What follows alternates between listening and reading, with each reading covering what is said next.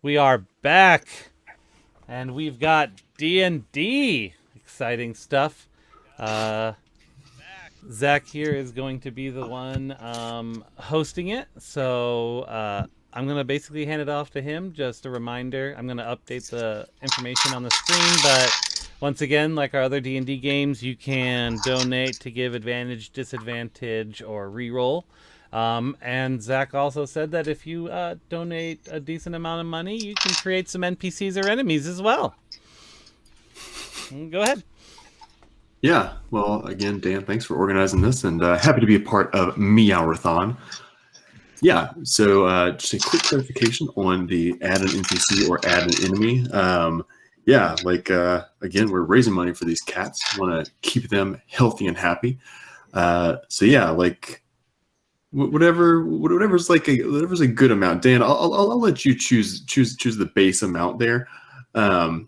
But then, yeah, like if you donate that amount and then type into chat what type of character in terms of an NPC you would want to add, I'll go from there and we'll see where the story goes. And regarding enemies, if and when we get into a combat, pretty much same thing applies. We'll just kind of see how that goes. So yeah. Anyway, though, I'll be your DM for this evening, and again, I'm Zach. But don't worry about me. We need to introduce our characters here, and a quick sort of clarification as well. This is an all bards adventure, and we'll be getting into why that is here momentarily. But I'd like to sort of get our characters introduced, and you should know that our characters they're in a band, but it is they've only recently started touring. They've only gotten a few gigs. The band is together, but it is not yet fully gelled. Or, I mean, I'm not even sure if they have a name yet. But let's see. Let's find out who our characters are. Starting with, let's go Voice Parker. You're on my left on the stream. So why don't you introduce your character? All right. Hello. My character's name is Barclay Zigrin. He is a mountain dwarf who is an old soldier. Learned how to play the horn while he was fighting with his war band. And he's recently retired and wanted to dedicate the rest of his life to playing the horn. And I somehow stumbled across a group of people that were forming a band, and I joined them. So. There we go. All right, Barclay, good to meet you. Sweet Pea Sassy, tell us about yourself. I am Sassy. I will be playing a rather dandy bard by the name of Sweet Pea, named after the flower. It's a very nice smell. My character is kind of a jack of all trades when it comes to music. He plays the viol, the flute, and the drum, and can probably do some backing vocals as well. So he kind of probably meshed in with the band because he was on his way somewhere and had an instrument they needed. He comes from noble birth and is a very kind of proper person, but also is deeply in love with the people and especially folk music and folk art, and spends his time rather than doing noble things, traveling around the countryside, playing good music at raucous parties. Very nice and dandy. Elle, tell us about your character. I play Rody Vanderbilt, and Rody Vanderbilt is a Minotaur barbarian who wields a maul that doubles as his drum set. So he's kind of like, he's the muscle of the band. He's carrying all the heavy stuff on his back. And he just kind of makes sure that the sets are set up, that the crowd's not being too ruly, and that all hecklers get out while they still can. He wants to become a real musician one day. A great aspiration for a bull-headed individual. And last but not least, Elisa, tell us about Ellie Jo. Ellie Jo Bell. Hi, I'll be playing Ellie Jo Bell. You can call me Ellie Jo. I'm a forest gnome. I'm from high in the mountains and deep in the holler, and I just grew up playing anything until I finally heard that sweet, sweet music of the fiddle, and ever since then I've been, strumming, stringing, fiddling, and I joined the band because I heard them playing, and I just jumped on stage, and since then they've never been able to get rid of me. All right. Well, very nice. Thank you all for introducing yourselves. Let's sort of set the scene here. You all have been traveling around, going from gig to gig, making a little bit of coin, and sort of honing your axe. Barclay's horn is getting better. Sweet Pea's viol is sounding so good with the fiddling that Ellie Jo Bell provides. But you're still trying to get your name out there. And you heard recently that in the larger town of Fallcrest, there is a fair occurring, and you have made your way to Fallcrest and see a large sign by the gates. It says, "Fezziwig's Feline Fair." There are many people sort of making their way toward a town center where you can see, again, people sort of clamoring around, clapping, cavorting. And you see a large stage that is set up along with a sort of smaller caravan type building. So as you approach this sort of central area where everyone is around, it is clear that is where this fair is occurring, the Fezziwig's Feline Fair. A very sort of harried, frustrated human man comes up to you and says, "You guys, are you the third act?" I'm gonna say to him, "Hold on just a moment," and turn to my compatriots and say, "Are we the third act?" Did we even book this? I didn't sign this up. Rhodey? He's just kind of holding up a hand, a little butterfly. Oh, what? Is this where we're supposed to be? Is it? Yeah. So I'm gonna turn back to him and be like, "So, how late are we?" I mean, we got two of our acts already here. I was told that there was a third act coming. They didn't give me a name of their band, but I need at least 3 acts for a good 3-act structure. So, I mean, the Minotaur over here, you got all these instruments. Surely you can be an act. I think I've only got 2 axes, not 3. I've not counted 3. It's the whole hand, Rhodey. The whole hand. The whole hand only's got 3. That's all we need. Yeah, we're your third act. All right. Well, that's great. This man, he sort of, when you say that, his eyes they sort of light up with a dark light to them. Oxymorons. He again looks very excited at this and says, "All right, great, third act. What's your name? We need a band name. I got to put it up on my signs." Well, I'm Rhodey. Oh, this is Ellie Jo Bell. Hey! I love your individual names. I want your collective name. What do you call yourselves? If we all called ourselves the same name, how would we tell each other apart? Well, Rhodey, we're not supposed to tell each other apart on stage all the time. We We just work got together. the one name, right? On stage, remember? Just the one name. We do. Yeah, wasn't it? Yeah. Didn't we settle on Cat's Cradle? Hey, Cat's Cradle. Great. That works perfectly. All right.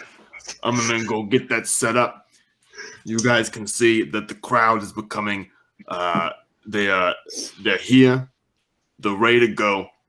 The other two acts, the back in the holding area, a green room, if you will. You can go meet them. I'm gonna go get my signs fixed up. I'm Fezziwig. If you wanted to know, you probably didn't. I know your Cat's Cradle, sure. Yeah. I hope you go meet these other people, or you can go look at the rest of my fair here. But yeah, you're Act 3, so thank you for being here. We'll talk about payment later. And he zips off. Well, I thought I was told that was something we were supposed to discuss before we ever got a gig. What? You got to discuss payment first. Right. That sounds backwards to me. I wouldn't trust him farther than I could throw him. And I could throw a lot of people. I was gonna say you can throw him pretty far, Rhodey. Exactly. Well, We'll see. remember last time you threw me?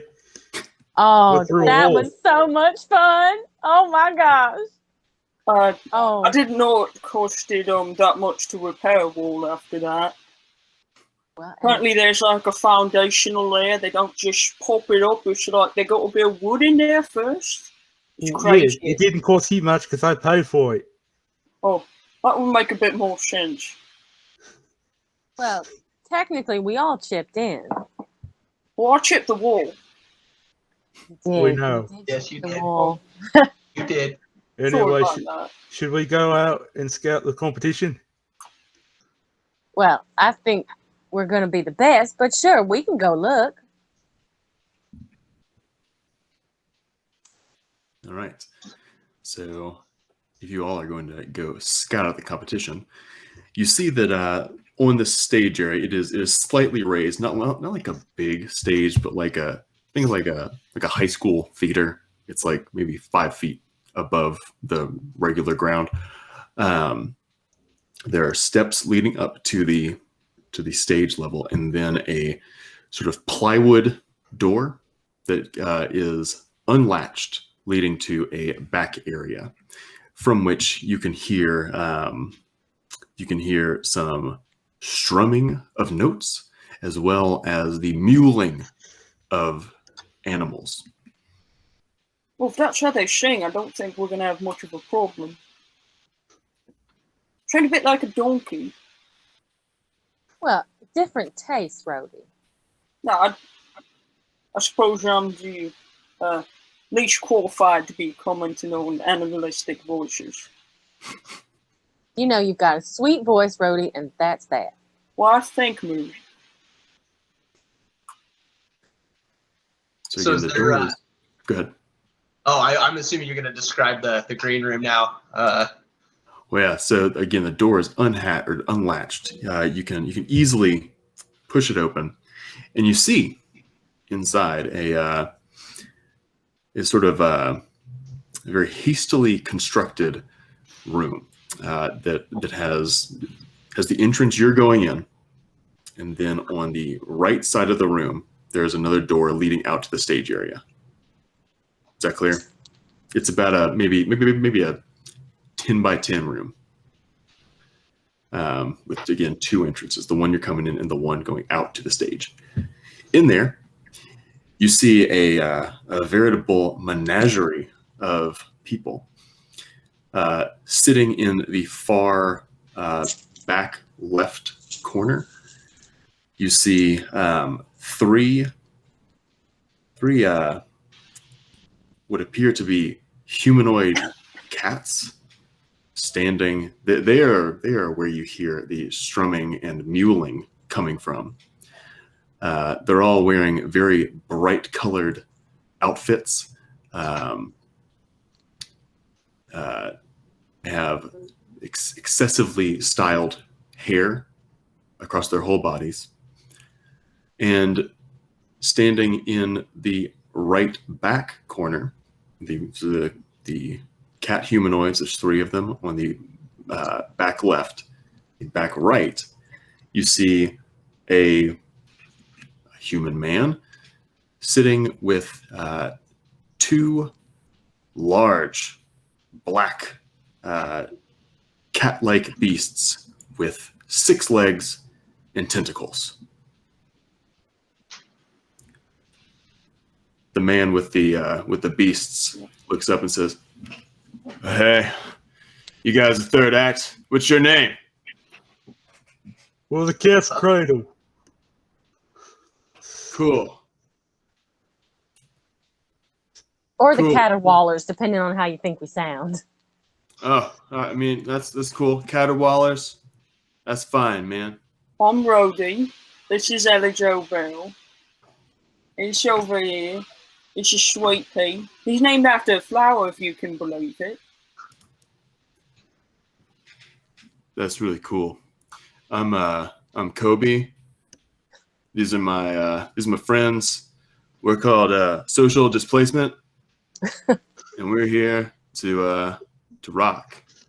What about the socials being displaced? What was that? I don't understand the bullishness that you're saying here because it's so bullish. I'm gonna lean over. Like it's just an edgy name. If it's edgy, can you hurt yourself touching it? I don't get how a word that you say. Is that like one of your bard magic spells that when you just talk to someone their eyes start to bleed? It's kind of halfway in between that. It's supposed to cut your ears. It's a anyway.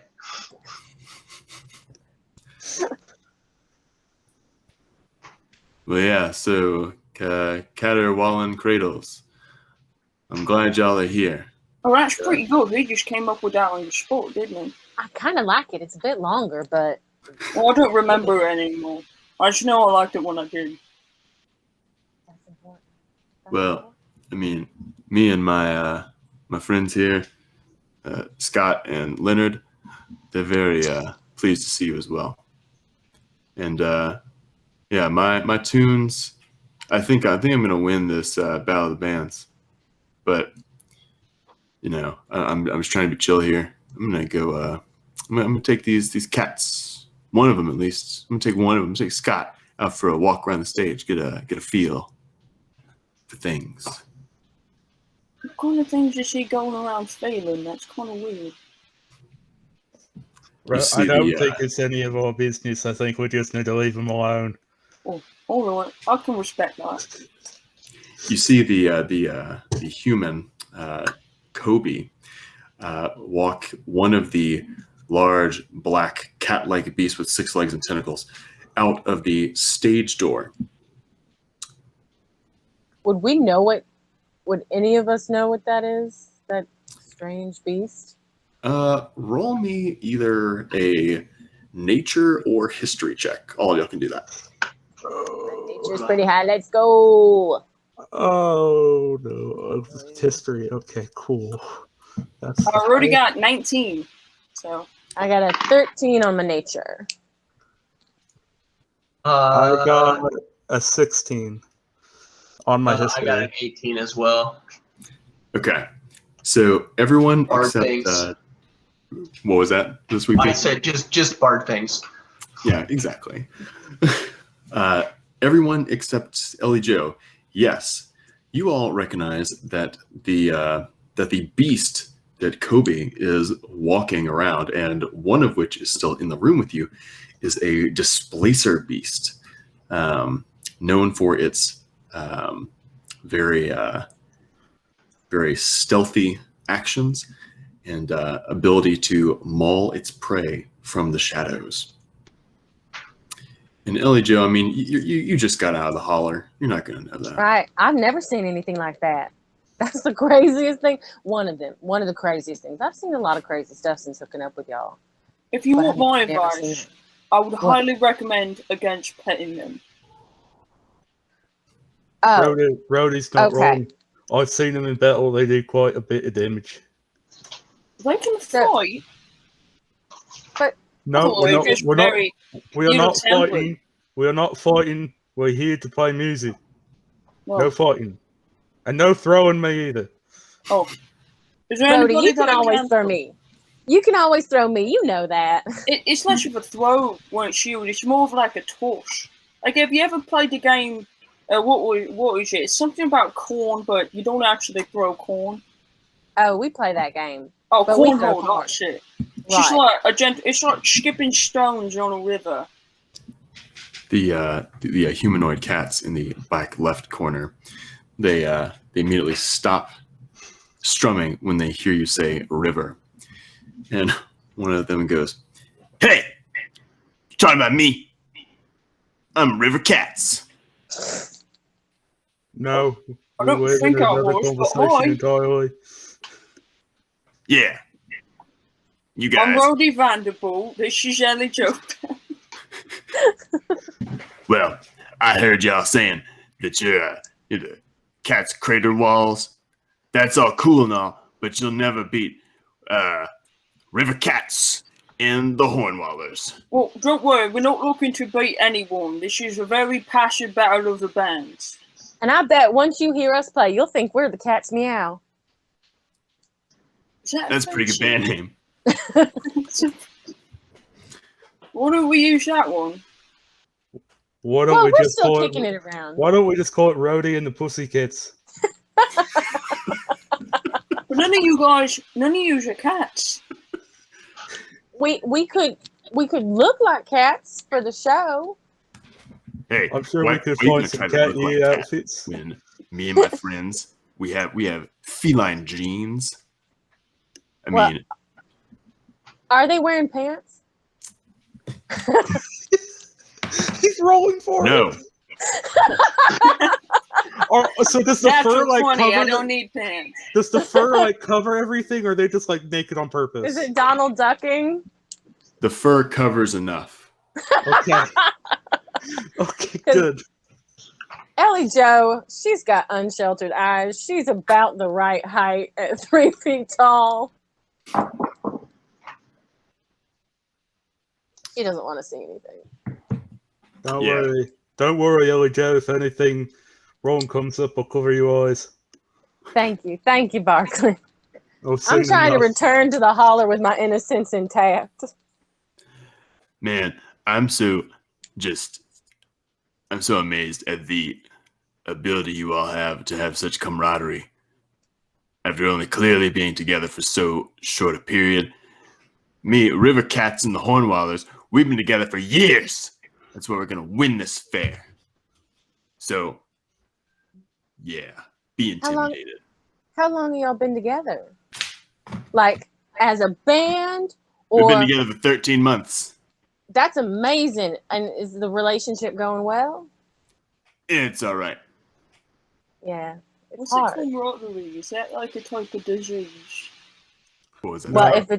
if it's one, we've got it. We've got it, Rhodey. What's a camaraderie? Is that like something got- of a disease? Rhodey, it just means we're friends. Yeah, you know, when we're playing music together and you feel nice and you want to play more music, that's camaraderie. That's a very big word to just say. You just feel good when you're around certain people. Well, I did want to ask y'all, did Fezziwig talk to y'all about money, any sort of payment? Who did No. that thing that usually that sketchy people do where they like will talk about it after, like, oh, menacingly, and then he just kind of walked away. Yeah, I knew I got a feeling. Got a feeling about him. A bad one. Can I get everybody? Certainly does not have a reputable air about him, does he? Nah. After that, can I get everyone to roll a perception check?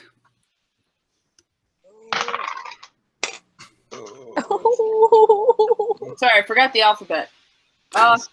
Roll. That's a whopping 6 for Whoa. Rhodey. So 12 sitting at for a- Barkley. Sweet 9. Six for me as well. Boy. Barclay, what was yours? 12? 12. Okay. You guys can hear the roar of the crowd outside. You hear a couple of them chanting the River Cats theme song, and others just kind of clapping and enjoying themselves. You also hear coming from the entrance that you came in to the green room. You hear a stomping. Bum, bum, bum, bum, bum. The door swings open. It's Fezziwig. Hey, you guys! It's you guys you see where Kobe and his other big thing went? He's Act 1. I need him. They went for a walk outside. Oh, he went outside. You said. Yeah, he Yeah. went with one of his things and went for a walk with it. And he did not have a leash on it. Oh my! You might think want that's- to get security on that. At least against some of the local procedures to not have a leash on a beach such as that. Ignore my cat. Well, Sorry, guys. he hadn't come back yet. He's still out. No, he's Alright, not Brody here. like takes a quick kind of look around the room, kind of like moves the hair that's in his face. You know, I don't think so upon closer inspection. Or is it Ellie Joe scrambles up Rhodey's back and to stand on his shoulder and goes, nope, nothing up here either. Where is she talking from? Ugh. She's sitting between your horns, Rudy.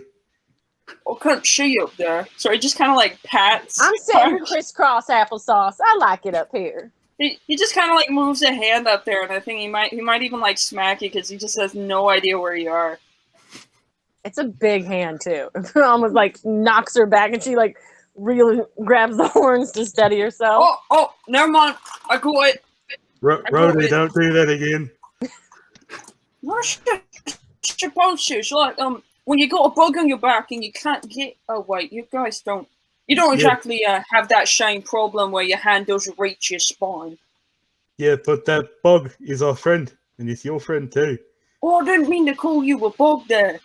It was one of those metaphors that you guys are always talking about. Normally, when I think what's a metaphor, I think you put cows in it, but it's a different kind of metaphor. Yeah. Yes. That is right. Rhodey, you are so right. You are a smart bull. Well, the thing about metaphors is that you gotta connect them to something, and I gotta connect my first act to my second act.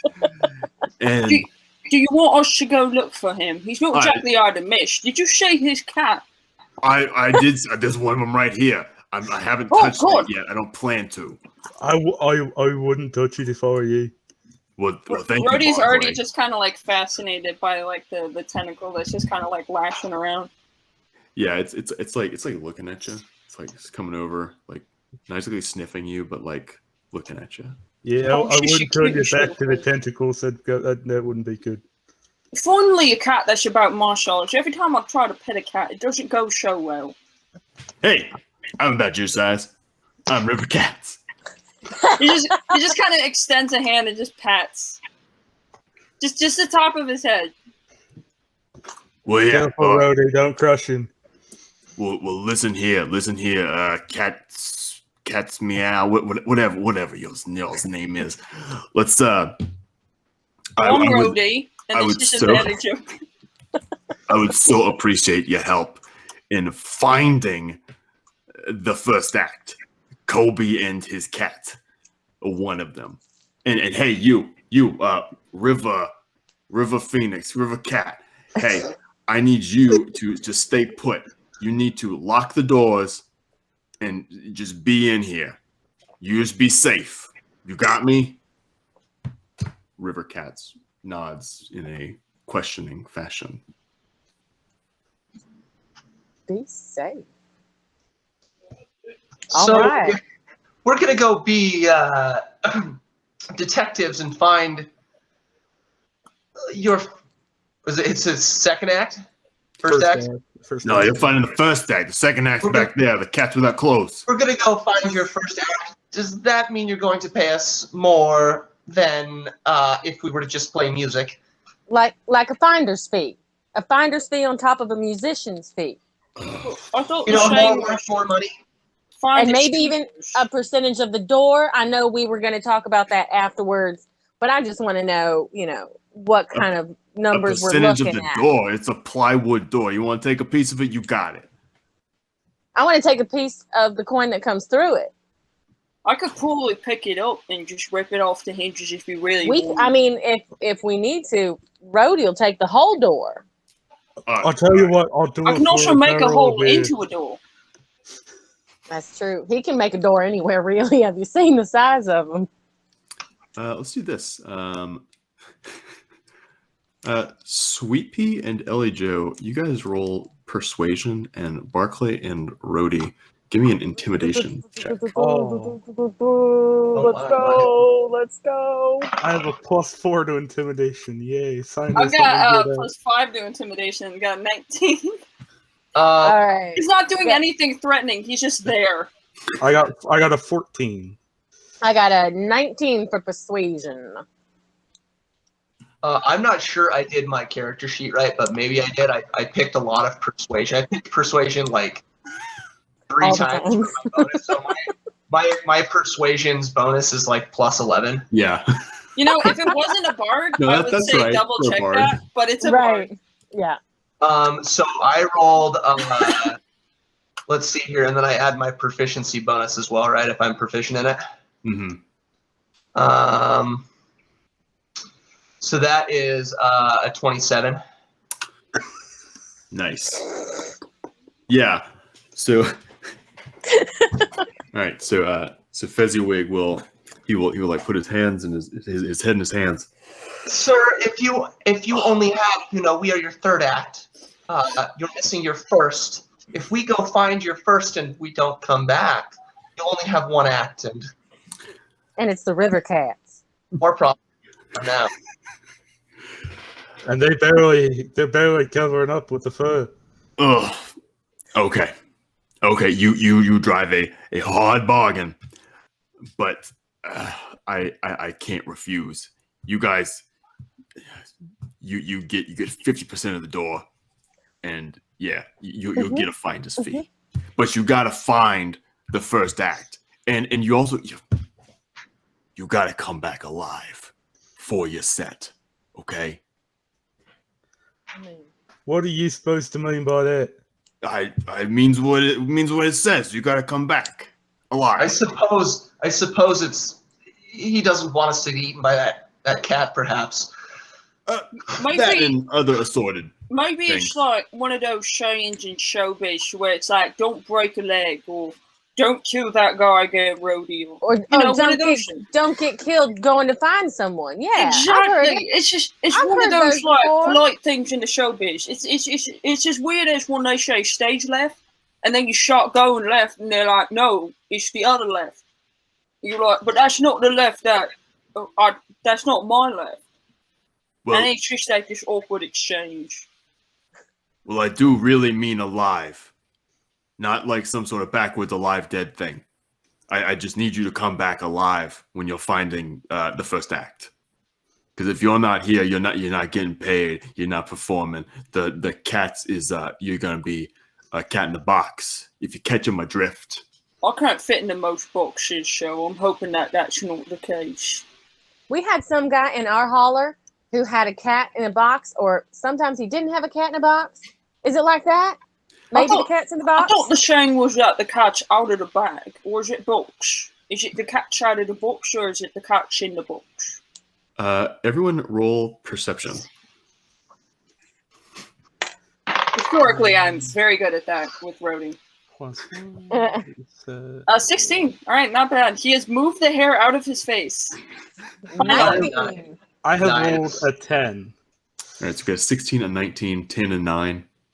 Sorry, Rhodey's just kind of standing in front of our dwarf friend and like blocking some of his view. A total accident, doesn't even realize it. Okay, so Sweet Pea and Barclay, you guys are very focused on Fezziwig. Sort of talking to him. However, Ellie Jobel and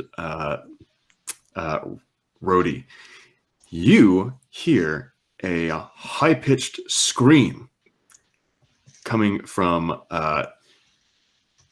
the stage left, but actually the right side of the stage. And followed by a deep growl. You also hear the murmurs of the crowd. It wasn't me this time. I didn't do it. I didn't throw nobody. Are you sure it wasn't your stomach again? Well, that might be it. And he just kind of like gives it a little poke with like one hoof finger. Nope, pretty sure that wasn't me. Ellie Jo just kind of looks around from her perch up top using those big gnome ears to hear it and looks back down at Barkley and Sweet Pea and goes, y'all catch that? No. Catch what? No, The high pitched somebody screaming. throwing something. I was talking to the creepy guy who's running the whole bit. Yeah, and I need you to find Act 1. I mean, they may be out there. They may be in danger.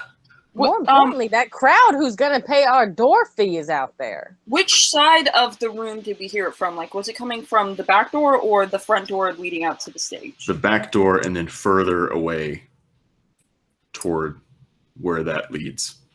Well, I'll say that we killed 2 boxes with 1 stone, or whatever the saying is.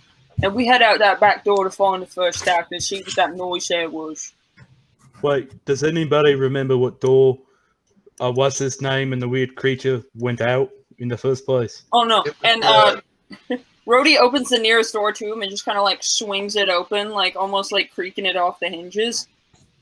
And I'd say probably like the front door up into the crowd first. Totally awkward, just like staring for a second. He closes it. I'll take the other one. Just to clarify as well, door? to kind of give us an idea. Awesome. So this is the green room where you're at. The front door that leads to the crowd is where you came in. That back door is what leads to the stage, and is what the human and his displacer beast went out. You guys heard the scream coming from this general vicinity, and this is the caravan type building you saw when you came in. Did Fezziwig appear to hear the scream as well? No, neither did the cats, the river cats. Well, oh, sorry. I don't know about last time we trusted Rhodey, but maybe we should go check it out. If he heard it, might as well. It's a first lead. Well, thank you. So Just don't throw me. Ellie Jo scrambles down from Rhodey, kind of like climbing down him like a kid climbs a play set, and then heads over to that back door to see what she can see.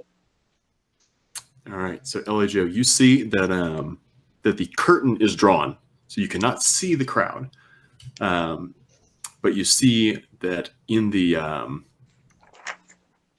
dust on the stage, you see clearly the steps of Kobe, the singer of Social Displacement, and the Displacer Beasts pawing. They go almost all the way to the end of the stage until there appears to be some sort of a scuffle where the footprints become sort of jumbled, along with a long sort of with a different type of track. Could I make it like? Do I know what kind of track that might be using my forest knowledge? Yeah, do give me a nature or investigation, whichever is better for you. That is gonna be nature for the country girl. And I think I would like to before that, if that's cool.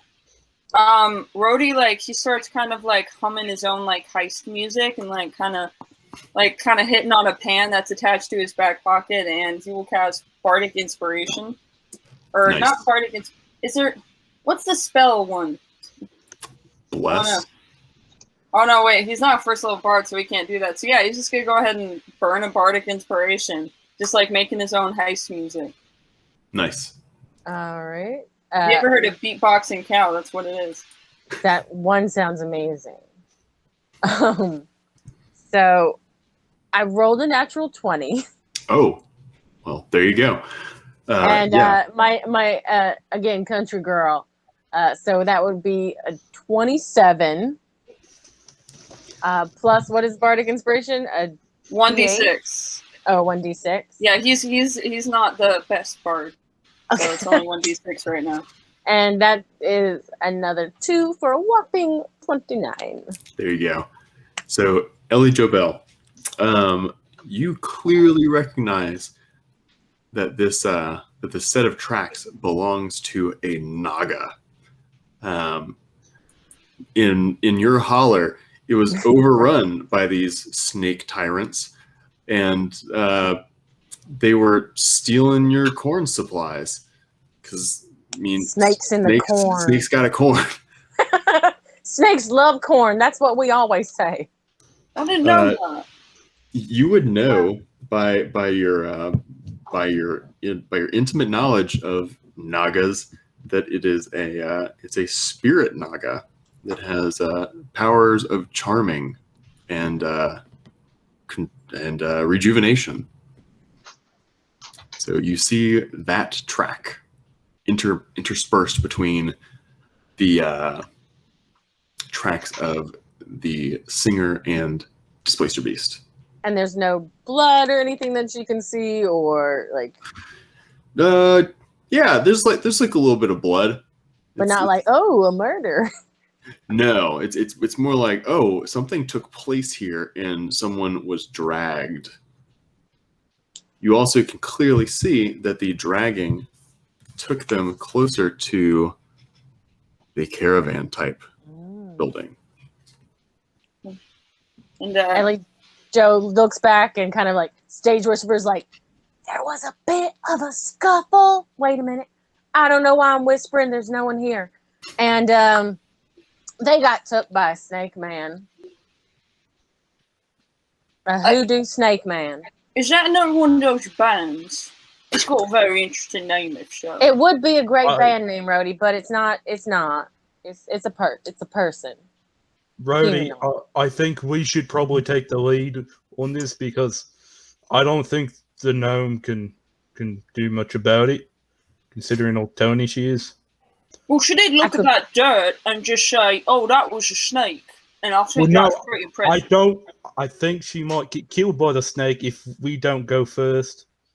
You know, you're probably right. No offense to you, Elijo, but you're kind of fun size in terms of like candy bar. Oh, I'm very fun. So it would kind of just be like a chomp, and you'd just be. And I mean, I've never caught anybody out of a giant snake, but I imagine it's not the most fun. And I've never been eaten by a snake, but they have, I believe, human bodies. Snake tails, human bodies. That would make it even weirder. Regular human-sized mouth. Different kind of snake creature. I'm sorry, I just heard snake, no, sure. I've seen giant snakes before, and that was like my only point of reference.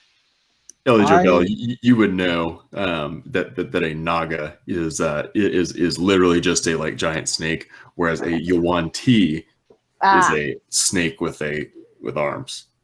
Gotcha. I'm getting my mythologies confused. I am gonna go walk over to where Elijo is and try and see if I can't, see what she sees. Have her point out where this is so we can get going on looking for it. And Rhodey will immediately follow after, and kind of like he'll like bring his shoulders in and duck down to like fit through the door, maybe scrape it a bit with his horns, but he'll follow immediately after. And he'll kind of like reach for, but not totally grab the maul on his back. All right. Sweet Pea, are you coming along with everyone? Yes, I am in tow. I'm kind of behind them as well. Okay. That works. So just to clarify again, Elijoba, you see that the scuffle was pulled closer to the caravan type building.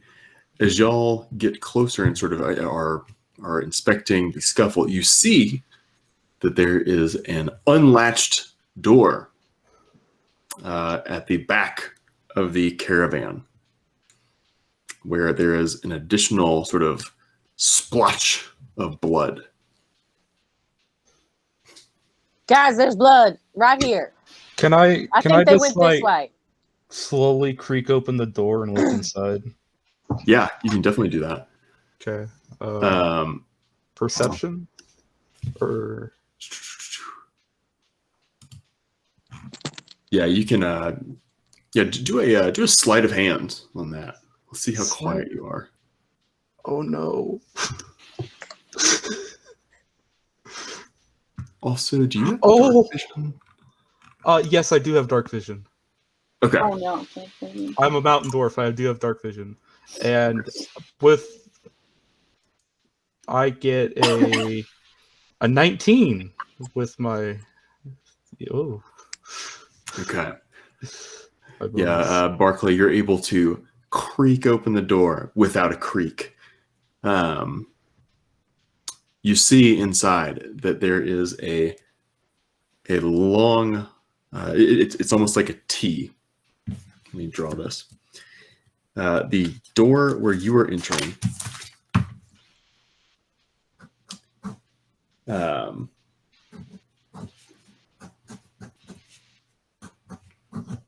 Door where you are entering empties into a hallway.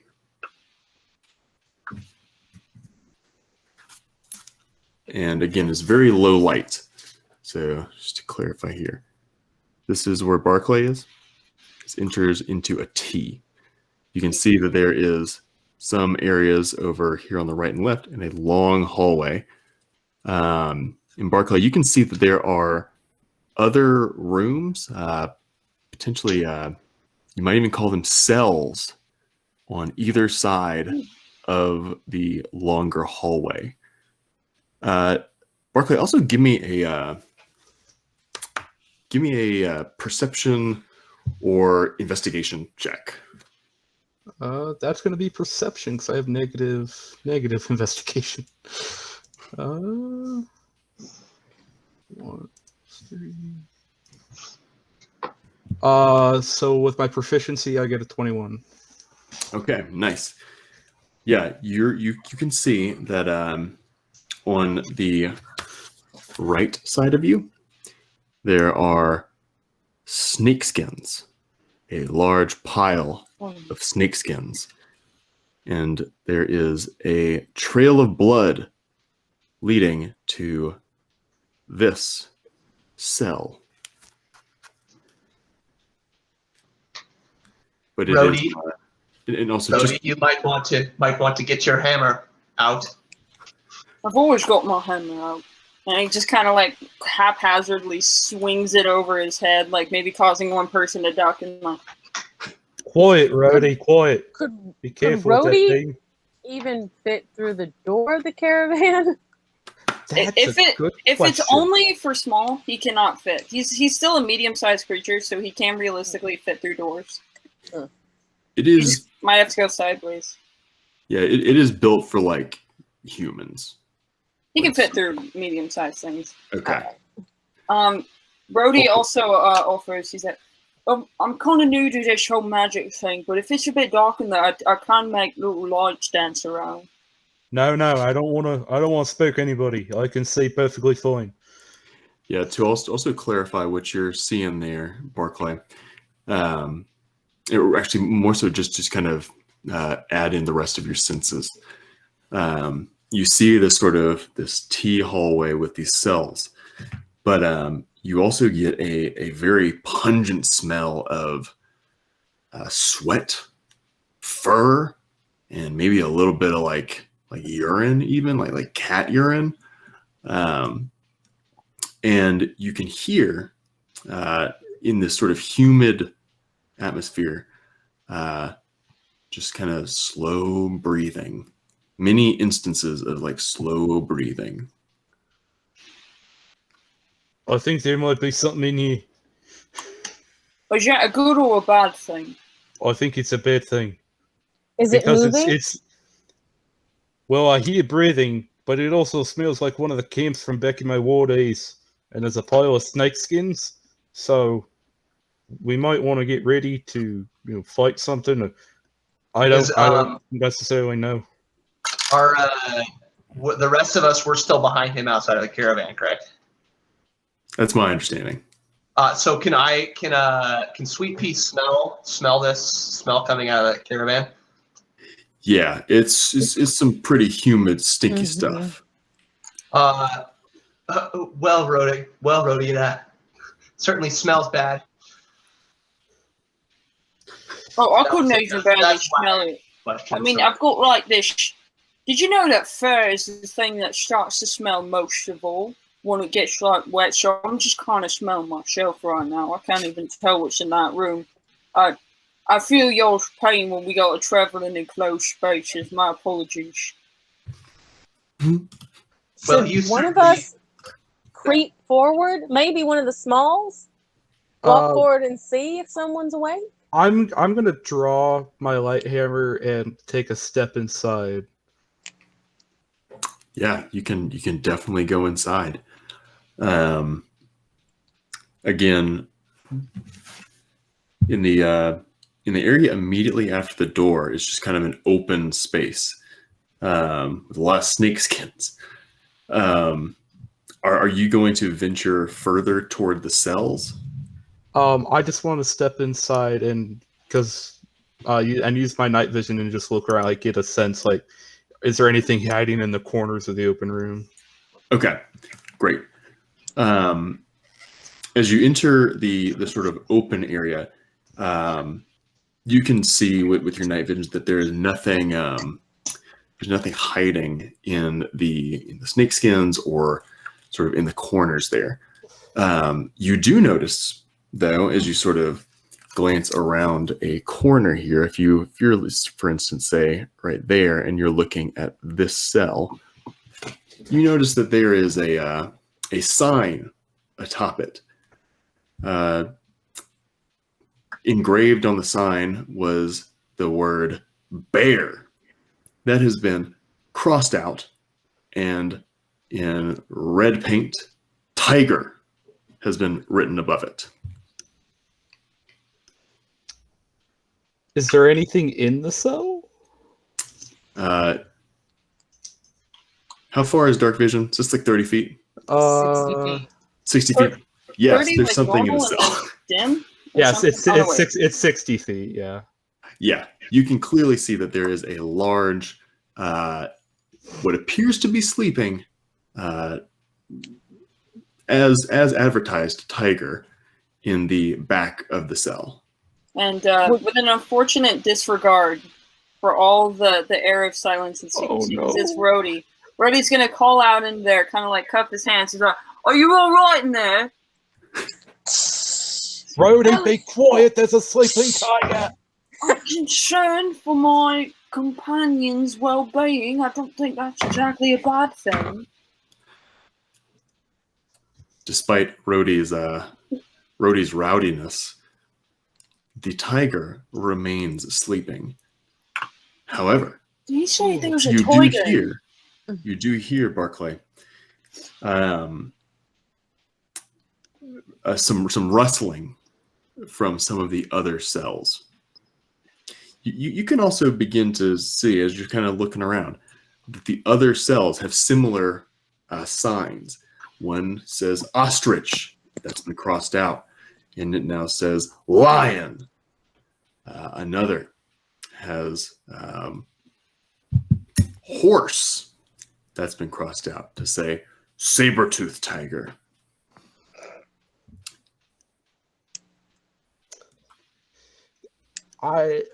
are these locked? Do I see if they're locked, or like can I just open up these doors at random? You see that they are padlocked, but the padlocks have been unshackled.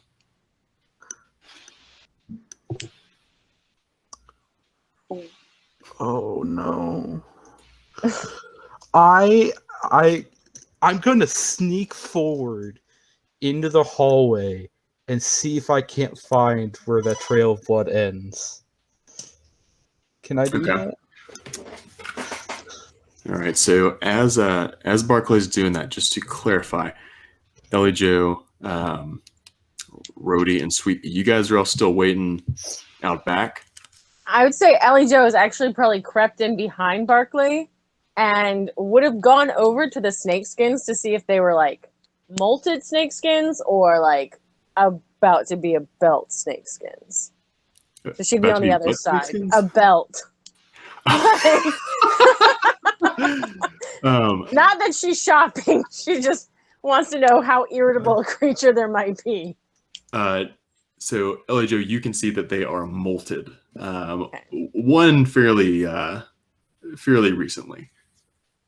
Gotcha. So she'd be on the other side of the hallway looking at the other row of cells. Okay. So kind of like both taking point at the end of the hallway would be, I think, the position until he starts moving forward. So, yeah, I'm just going to try and creep very silently forward, not to wake anything. And so really quick, while Barkley creeps forward, I also when Ellie Joe goes into the cart or the building, I'm gonna turn to Rhodey and say, well, if she's going in there, I'm gonna follow her. Wait right here really quick. Just don't shout until we start shouting. But what if something happens? I can't even see in there. And if I go in front of the door, there's no light getting in because apparently I'm quite large. If you hear anything scary, if you hear any dangerous noises, any of us in pain or peril, then use those lights. Remember? All right, I think I've got it. I'll stay put right here. Famous last words. Okay. Not for Rhodey's. That's true. We've already established that Rhodey needs to just be kept under child restrictions. Where's Ellie Jean? Were you supposed to be babysitting Rhodey? Isn't that kind of your job? He's a grown bull. As you look toward the doorway, he's kind of like, in order to like fully see into the room, his head's kind of cocked over, and he just gives like this awkward wave. Like you don't see his full form, you just see like the silhouette moving in front of the door. Barkley turns around, does a slight wave, and puts a finger in front of his mouth in like a shush motion. And he does the same, but he like tries to figure out how to do it without technically flipping him off because he's got 3 fingers. So he just goes. So Barclay, Everyone's you are just like advancing further. You pass by the tiger cage again with the unshackled padlock. To clarify here, I've drawn with the y'all can read my handwriting and if my camera works. Come on, there we go. So that is not working. We got it. Okay, yeah. I got the gist of it. Yeah. On your right, you have the tiger sitting in its cage. On the left, you can see that there is a lion sleeping in the back of its cage, sort of swaddled in hay. But the blood trail goes to the cell in one down from the lion. So that is on your left. You see that cell gate is opened inward. You see that the blood becomes darker and richer as you get in closer, Barclay. And you notice that the singer of social displacement, Kobe, is seated against the wall. The displacer beast is shackled up to the back of the cell. Is he alive? Is he moving? Give me a medicine check. Oh no. Oh no. Sorry, Kobe. Oh, 8. 8. Yeah. He, you feel his pulse. You kind of slap him a little bit, and Kobe topples over, dead. Well, I've Displacer beast. seen this one before. He's dead.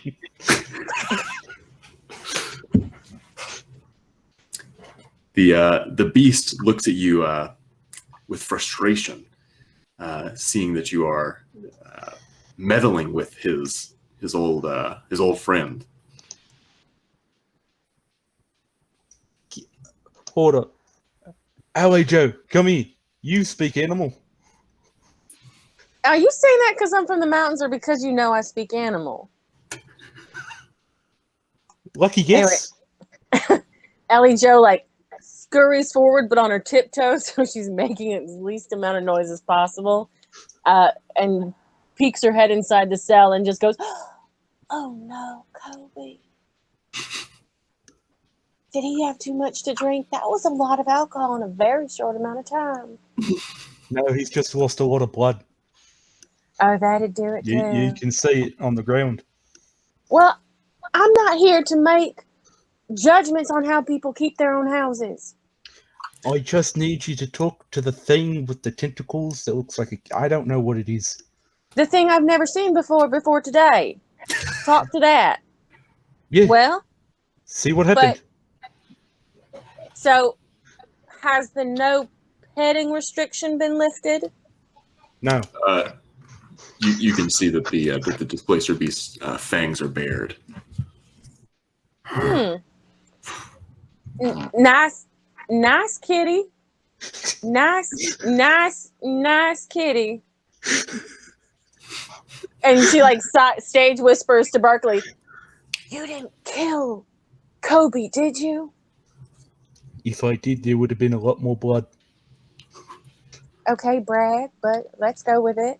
And then I guess she will try to calm the beast. Sure. You do. Wait a minute. You have animal speak, right? Oh, I was no, really hoping that's a 4th level spell. I'm not spending that. I have Charm Monster. Yeah, that's good enough. What is my 4th level spell? What does Forget Charm y'all. Monster do? Oh, no, it's my 4th level spell. You attempt to charm a creature you can see within range. It must make a wisdom saving throw and does so with advantage if you or your companions are fighting it. Okay, you guys are not fighting it yet. We're not. But I'd rather just try to like talk to it. I don't even speak that. What's your wisdom save? My wisdom saving throw. Not great. Let me double check. So make a wisdom saving throw. That I could do. Is it less than 20? Well, technically my wisdom saving modifier is 0. Let me see. It should be on your like spells. See. Oh wait. Well, wait. Yeah. I see. Your save DC is 14. Is that right? Yes. Yes. Okay.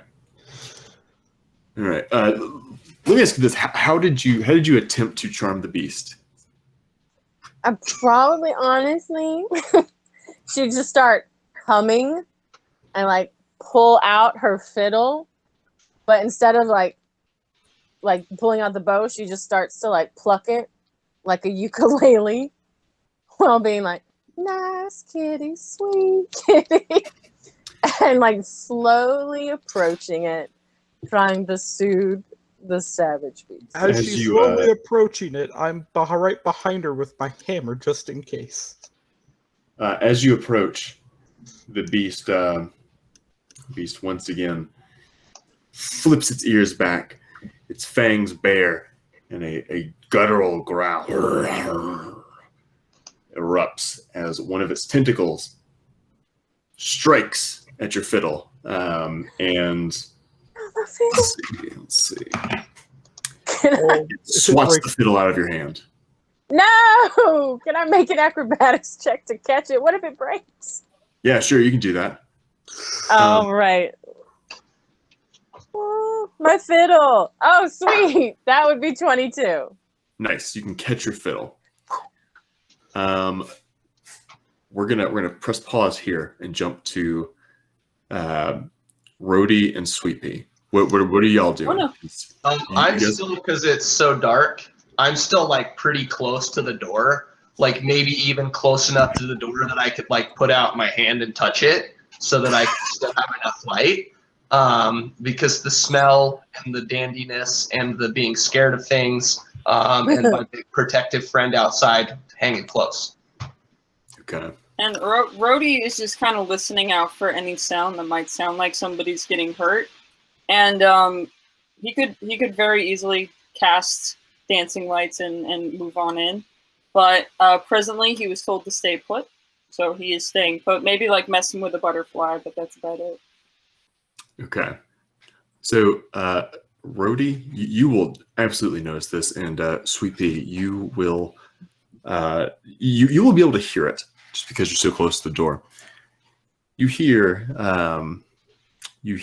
a familiar foot padding and voices coming to you. You hear, "All right, I know you're the second act, but I really need to show you something. We gotta do some accounting here in the caravan. You know what I mean? This is where I do all of my accounting." So I've heard this. Yes, and you Does Rhodey see them approaching? Because he's just sitting outside. You see Fezziwig and River Cats approach from the right side of the stage to the back door. So my character, I don't know if I can know it right off the bat, but he is immediately going to put two and two together, being a deceptive and crafty person himself, and at least start wondering, if not being totally sure, that this is a trap. And my bandmates that are at the far end are about to meet the same fate as our social fellow, the other guy. So I really want to shout to them. We're shouting. It's a trap. Ellie Joe and Barclay, you can hear Sweet Pea yell that out. Oh no. Just and so Ellie Joe, the sort of chronology here, you have just caught your fiddle again. Barclay, you were there, you had your light hammer out ready to strike, but you've just heard it's a trap coming from Sweet Pea. Ellie Joe would back up and then just start backing up, kind of trying to push Barkley out the door and into the hallway so that they can get out of the trap room. I pick up Ellie Joe and go for the door. Immediately upon hearing that, kind of Rhodey looks aside and he's like, "It's a wolf!" And then he immediately casts dancing lights into the room as like pure reaction, because he can't see what's going on. They don't make noise, but they're about torch-sized lights that kind of float, and they form. Each light sheds dim light within 10 feet of them, so it's not like an outrageously bright light all of a sudden, but they're like across the room, so he's kind of made like a runway almost of light. Nice. Okay, because I was gonna ask, does that blind me going from dark vision to bright? No, It's a dim light. Yeah. Okay. So Cool. So yeah, I pick up Ellie Joe and go for the door. All right. And as he pulls me out the door, can I grab the door and shut it, and then yes. try to lock it?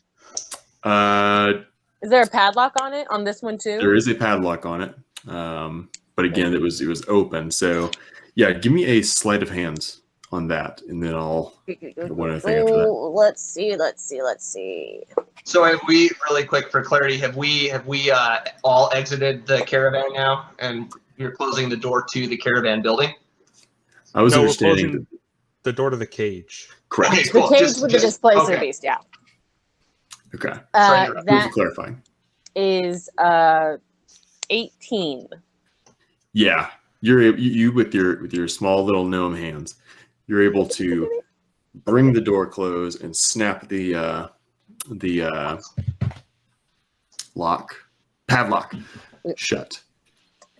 As the dancing lights illuminate the rest of the caravan, though, I guess everyone can see this more or less now because there's dim light.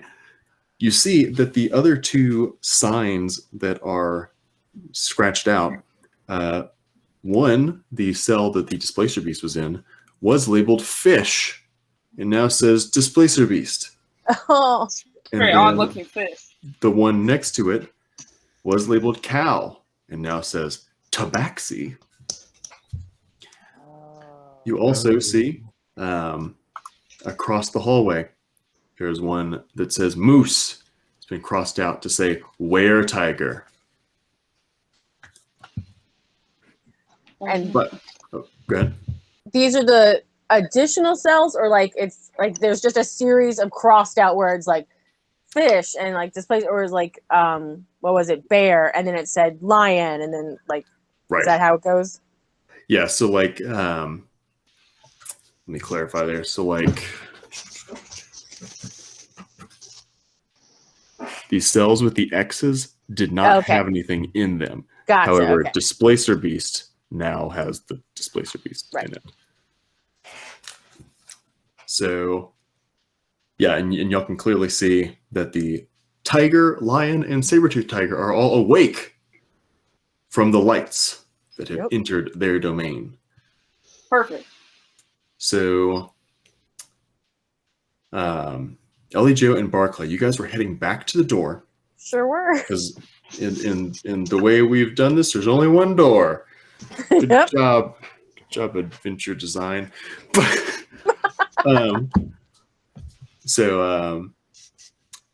Yeah.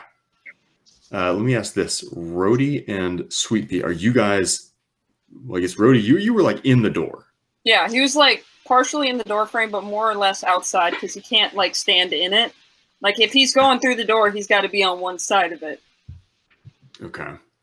So Sweet Pea, are you going to get out? And Yes, I would like to leave the caravan building as quickly as possible, and try to like visually identify or like look at the circus leader that's about to possibly feed us to something.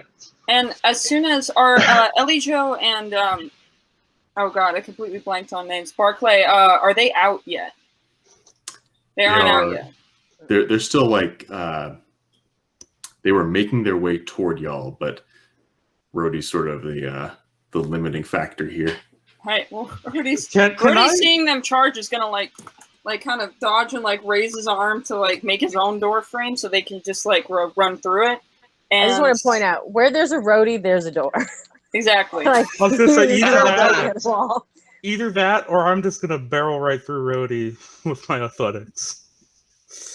Yeah, that works. Looking at his strength save, I would say good luck with that. I think you'd be better off asking him politely. My strength, between my proficiency and my bonus, my strength is +10.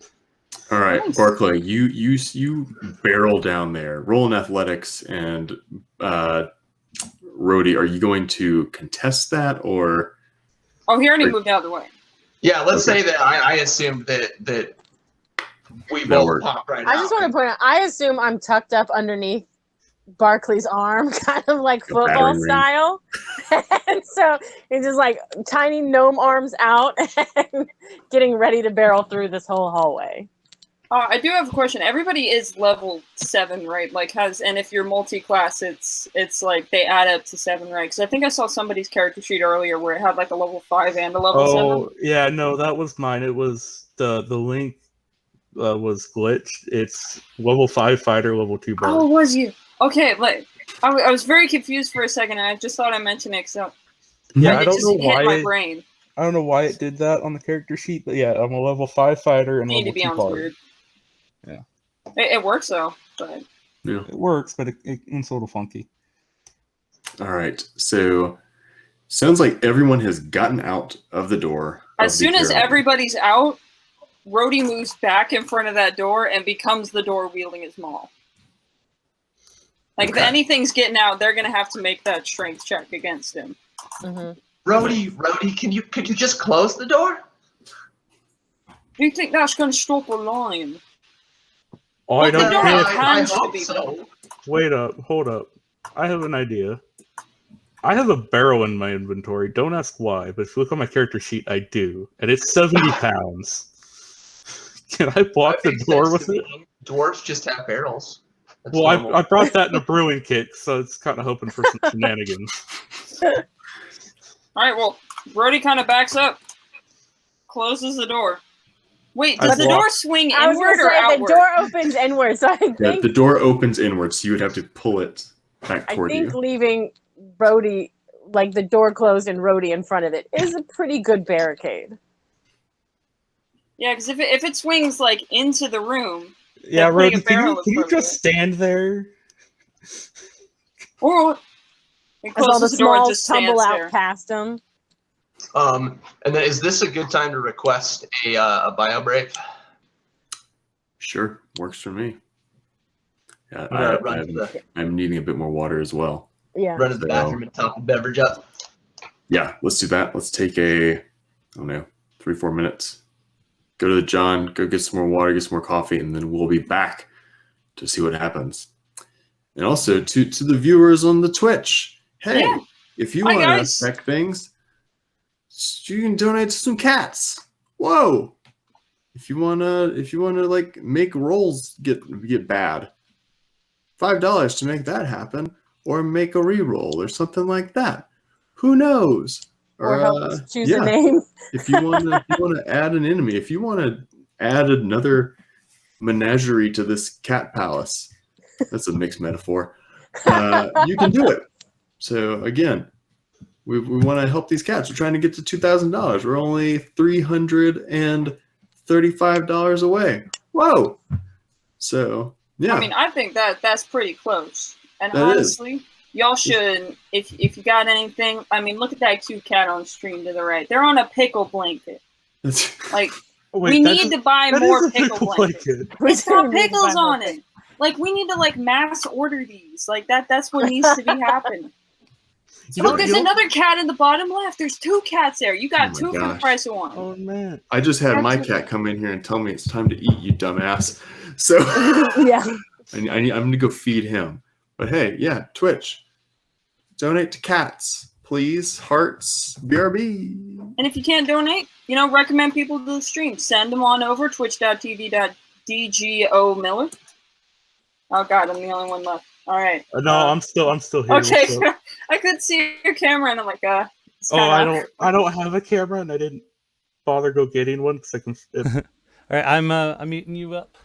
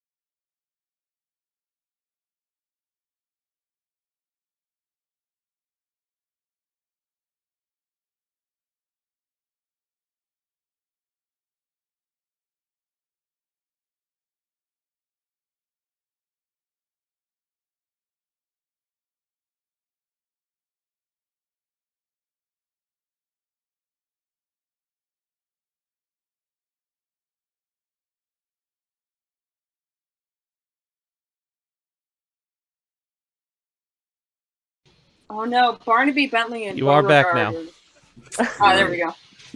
Nice. There's a bit of delay in the stream, so it's just like, oh wait, are we on or are we cat? All right. Well, thanks y'all for still hanging out, and we will jump back in here again. Twitch, hey, save cats or something. Hey, help them get food and shelter and love. Like, look at that cat. He's licking himself. Dang. Don't you want to like screw up someone's role by helping out that cat? Yeah, you do. So just a $5 donation. Whoa. Help cats, be kind, but also ruin lives at the same time. It's win-win. Like, they're not real lives, technically. That's Our right. characters. Correct. Yeah. So just to briefly recap our band here, a band of all bards with various cat-themed names. They have been cajoled into performing at a fair, and then another act went missing. However, our group then discovered that the first act, the singer, has been killed, presumably by a large naga, and the proprietor of this fair seems to be collecting cats of some sorts.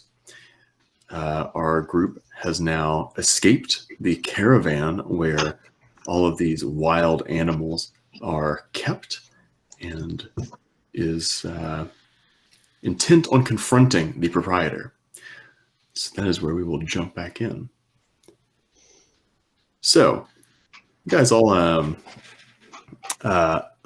here in the sort of in the area around the caravan, sort of between the stage and the caravan. You once again hear Fezziwig say, "All right, yeah, I'll just take it back to my my office here. That's where I keep all my accounting. I got my my abacuses, and it's where I do all the money for these shows. Yeah, it's the shows."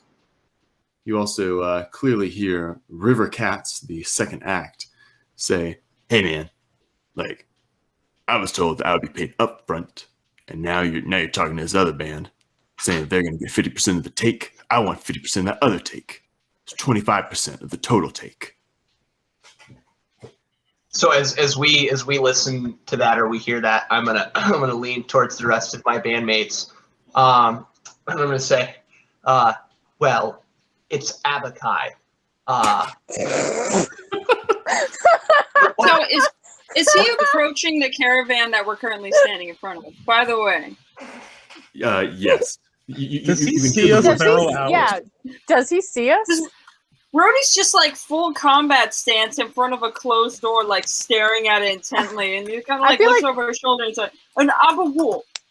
And I feel like we all tumbled out. Like, Rhodey's got his giant maul, and Allie Joe would have come out with the crossbow at the ready, tumbling to the ground. Barkley with his hammer. Yeah. If Rhodey sees this, he can be like, "I would not recommend going in there right now." And I'm also assuming that my character didn't actually see Roddy or not Roddy, the lead singer of the other band's Correct. body. Yeah. And I didn't Rhodey, see. Yeah, we don't know he's dead. Yeah, Rhodey and Sweet Pea. You do not know that Kobe, the lead singer of Social Displacement, is dead. My character is assuming now that this is a grift. I've heard grift words, and it sounds like a grift. And so that's what I'm going to tell Roddy and everybody else that he's thinking. And then I'm going to ask the two of them, what did you see in there? It smelled so foul, I can't imagine what it looked like. Well, you definitely would have gotten dirty, hon. Ugh. The first act, yeah, he's dead. So we did find him, so we're gonna get that money. So we did There's a find dead him. guy in there. Quiet, Rhodey. Yeah. We don't want the others to hear us. We can't let this get out. Well, He's dead. How's he gonna get out? We don't want That's- the word of him getting out. We don't want the news of him to get out. I think that's a good idea. He's Yeah. dead. He's going Rhodey, hon. Shh, shh, shh. And she's just like climbing up his body to like put her hands just a tiny little elf hand right on his mouth and be like, shh, for now. That's a secret.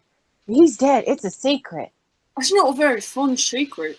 No, sometimes secrets aren't fun, which is why later we get to let it out like a dog.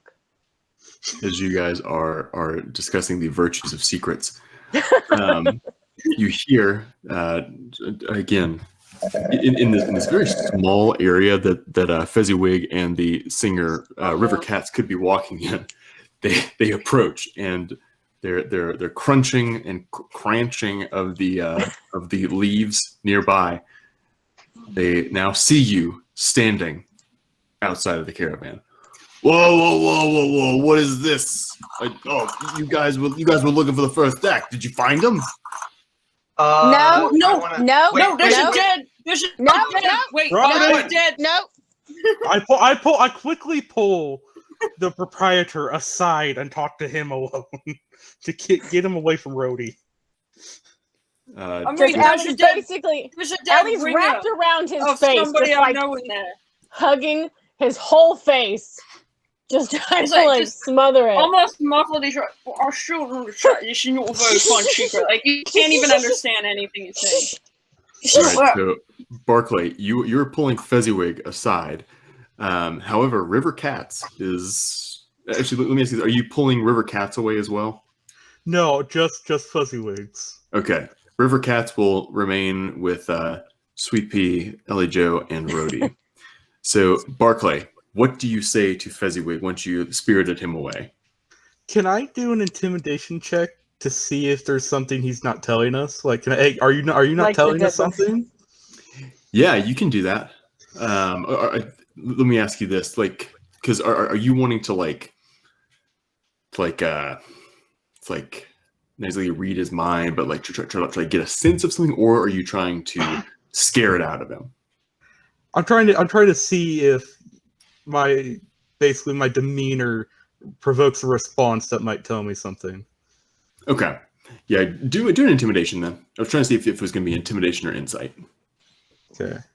And then I also want to, while he's doing that, I want to talk to the river cats. Okay. So when he's done with that, just So I roll a That'll work. 16, and that's 4 plus 3. 23. Okay. Yeah, Fezziwig. He sees your sort of bulging dwarf muscles and all of your battle scars from your time in the dwarf army, and knows that you are not one to be dealt with, Barclay. He says, "Okay, yeah, I wasn't going to give you 50% of the take. What else more do you want?" Well, I've been inside the caravan, and there's something fishy going on. Ooh, yeah, there was a fish in there in my menagerie of the animals. I had a fish. Had one. I Well, was making more spaces. I can see he's not there anymore. What about the snake skins? You said snake skins. Yeah, snake skins. You see a a flash of fear come across Fezziwig's face, as if just talking about a snake is something that rattles him deeply. Snake rattle. Sorry. I thought it was funny. He says, almost as if he is recalling something from deep within. Oh, I remember the snake. The white snake. Oh, that's it. That's why I've been traveling so much, away from my kids, collecting all these cats. The white snake. What about the white snake? The white snake, it'll just enrapture you. You can't get past it. Is it a drug? It's an awesome thing. No, it's something where you really it's a very slow and easy path into madness. It's something where you feel like you're looking for love, That but you does end make up just fine crying in snake the skins. rain. Like, Because there's an actual snake. The snake skins. We've seen it. yeah, the white snake, it's in there, or it's somewhere. It's. I'm telling you, it's been controlling me. It's been telling me to get cats. Can I slap him and then tell him, "Hey, the first act is dead. Like, there's something going on here." Yeah, I'm Barkley's gotten fed up at this point. sure. How far away are they? Could we Can we hear overhear it? this, Yeah. or did he like? That's my yeah. question. Or do we just see like a fervent conversation? Barkley, how far did you take Fezziwig away? Like to the around the corner of the caravan. Would we reasonably be able to hear it? Sorry, But, a better phrase. Would 15, Rhodey be able to hear? Like 10, Right. 15 feet. Yeah, you all can reasonably hear like snippets, like enough to like think of it this way: if you're like at a party and you're talking to someone, but you don't really want to talk to them, but instead you're like wanting to listen to someone else, it's that. So just like really like might have heard him just Yes. say white snake. Yeah. And So I am thoroughly, as this is going on, like engaged with the river cats. correct, and that's And exactly where I was Jody's going. holding a door shut. So we're gonna press pause on Barkley. We're gonna press pause on that conversation before you slap him, and go to you, Sweet Pea. You wanted to talk to our river cats. What are you asking? So, how exactly did you hear about this gig? I was trying to remember his voice. Hey man, I mean, it was advertised. It said, "Calling cat callers," and I said, "That's me. I'm a caller of sounds. I'm gonna go." Like, you're just, is he telling, like, you saying he's gonna go, like, leave? No, like go to the Sorry. the festival. So, did you just find it on a board somewhere? Did you hear about it here in town, another town? I don't... Yeah, I heard it. I was over in another town, because River Cats and the Hornwoggles. We get around. We've been touring for 13 months. What can you say? I'm gonna try to charm him just so that we can have their good favor in case we need it. Nice. Yes, I've seen you perform before last year sometime. I can't remember the town, but it was a fantastic performance, quite entertaining. I learned a little bit and may have picked up something. Anyway. So are you just to clarify, are you saying that to like? Let me say this. Are you casting a spell or anything like that? Because no, I'm just charm. Just buttering them up. Just buttering them up. Okay, all right. Just flattering them. Yeah. We play all sorts of shows. I play bass guitar and bass guitar, so it's like I'm pretty great. The Hornwoggles, I mean, River Cats can probably strike out on his own. That's what I was coming over here to talk to Fezziwig about, right? Right. Well, sir, I can only say I'm disappointed. We won't be watching your performance. I think something's amiss. Oh, I mean, what? You think something's amiss? Well, Like- he sent us on an errand. He's bringing you out to talk about accounts. He's not told us the dollar amount of the show. I can't say I've seen an audience. I mean, wherever River Cats goes, the audience flows. So, believe me here, Sweet Pea, there's an audience. But yeah, I see what you're saying. Not getting paid up front, that is not how River Cats deals. And It's totally as unacceptable. Rhodey is holding the door, he leans back and looks over, and And against the better will of this party says, and there's also a dead guy in there. No, Rhodey. Oh, I mean, in respect to you, Hunt, there's also a cell in there marked Tabaxi. Oh, they've got like a lion in there. They got like this weird moose fish thing. I think I don't know. I'm not exactly the best when it comes to eating, but there is a dead guy back there apparently. Wait, are you saying that River Cats was gonna be? I was that Tabaxi.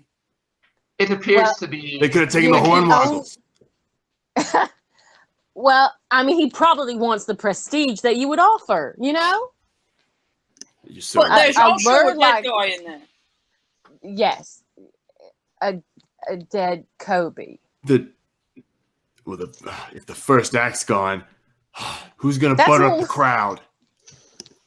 The Hornwaggles? Nobody cared that a man is dead over there. I mean, is he part of the band? No. Also, is there any resistance on the door that Rhodey is like currently holding and like blocking? Like, is anything trying to get out currently? No. Oh. Maybe they're sleeping there, or maybe they're all dead. But I mean, could Ellie Joe put her ear to the door and try to hear through it, see if they are moving around or if there's a cat fight happening? Yes, you can do that, but first we're going to switch back over to Barclay and Fezziwig. Barclay, you were about to slap Fezziwig. Yeah, slap him, grab his shirt yeah. collar, and it's like, there's the first act's dead. They're inside, saw the body. What aren't you telling me? You say that the first act is dead? Oh my god. I can't have River Cats go on without a first act. Yeah, I saw him in there. He's dead. And he's monster thing. He's chained up. Oh, only one of them? Yeah. Oh, damn it. I needed two of them for the white snake. This is what I'm telling you. I am telling you, Barclay, the white snake is making me do this. You listen. I don't know where it is, but it is somewhere. And believe me, here I go again. You gotta find the white snake. And if you can take it out, I'll give you all the proceeds of the show. Okay? Okay. I believe we can strike a deal. He extends his hand. And I extend my stubby little arm and my hand and shake his. He grabs your hand, does the, all right, yeah, there we go. We got a good deal. Yeah, all right. Everyone gets the proceeds if you can kill the white snake alive. All right, yeah, hey, you just got to stay alive. Kill the white snake alive. Rhodey, do you say that out loud? I don't think he can hear. Okay. It's just as soon as the thought comes into Rhodey's head, it's out. Okay, Mister. Almost did Rhodey's voice. Oh no, the brain cell is contagious, or lack thereof, rather. Can you tell me where to find the white snake? Last I heard, the white snake, he was finding these beasts that I brought to this fair. There was a displaced beast, a were tiger, and some tabaxi. There was like 3 of them, but I only need 1. But it was my understanding that he was gonna, get them himself, take them to where he keeps them for later. Where I don't know what he does. He just, I'm his servant, because elsewise, my family, they're all gonna become like him. He's gonna make snake people out of them. Did you say Tabaxi? What's that? Did you say Tabaxi? Yeah, it was one of the cells. I got it all lined up. I immediately turn and yell at the river cat guy. It's like, dude, run. As you yell that, Ellie Joe, you are listening to the door. Go ahead and roll let's do perception there. Radio. That's not too great. A 16. Okay. Yes, you hear coming from inside a few different things. You hear firstly the sound of the displacer beast, sort of heaving, breathing, very like labored breath, since it has gone through such a rough day. You also hear a soft creak, creak, like some of the gates may be opening. You can't locate which of the gates are though, but as you noted, all of the padlocks were unlocked. You also hear a very distinct shuffling and slithering sound coming from what sounds like it would be higher than you, almost as if it is in the rafters. And then she turns back to the group. She goes, guys, there's something creepy above my head. I mean, not Rhodey looks above down my at her. Rhodey looks down at her and says, "Well, that's not very nice." Well, it's not you this time, Rhodey. It's This time. something inside the building. Well, if we go in there and we punch it. And, well, that is one way to solve problems. But we did talk about doing other things before punches. I mean, I could kick. Other things before punches and kicks. I got a maul. I got a boomerang.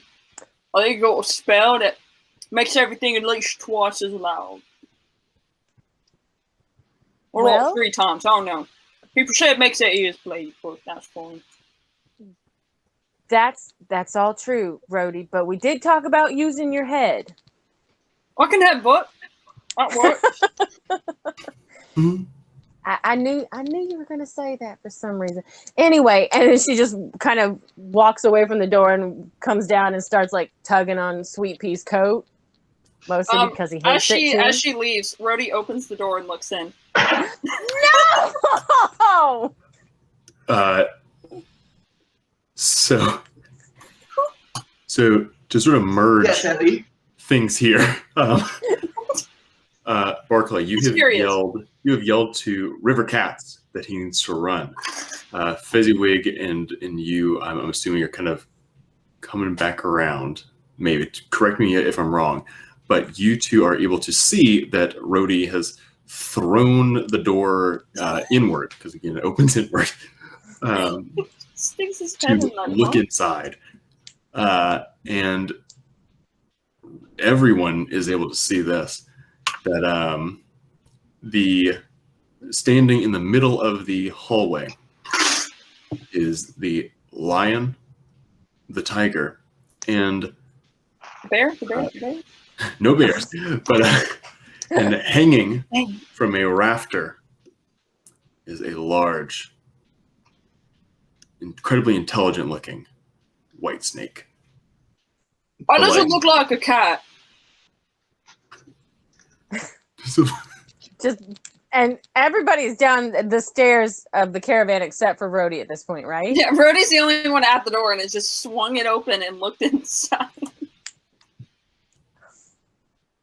This is all River Cats. turned back. Rhodey River Cats looks at you, Sweet Pea, and says, "Well, what is this, man? You said he was dead in there. Why is your friend opening the door?" That was two There's voices. like a really big snake in here, guys. It's like slithering around, but it's on the roof. Well, obviously they heard something. He's a bit compulsive. It happens. I'm gonna yell again while as Rhodey's saying there's a snake, to shut the door or smack it with your maul. I like one of those options. And Rhodey Ellie- steps into the room. Mm-hmm. Oh no, Rhodey! Just make sure it's moving slow and easy. It's a snake. They don't have legs. They can't run very far. Rowdy, kill it! And he's like, he draws his maul, and I'm waiting for initiative of any kind and swings. Yeah, so let me ask you this. So to sort of clarify, let me get back to redraw this actually.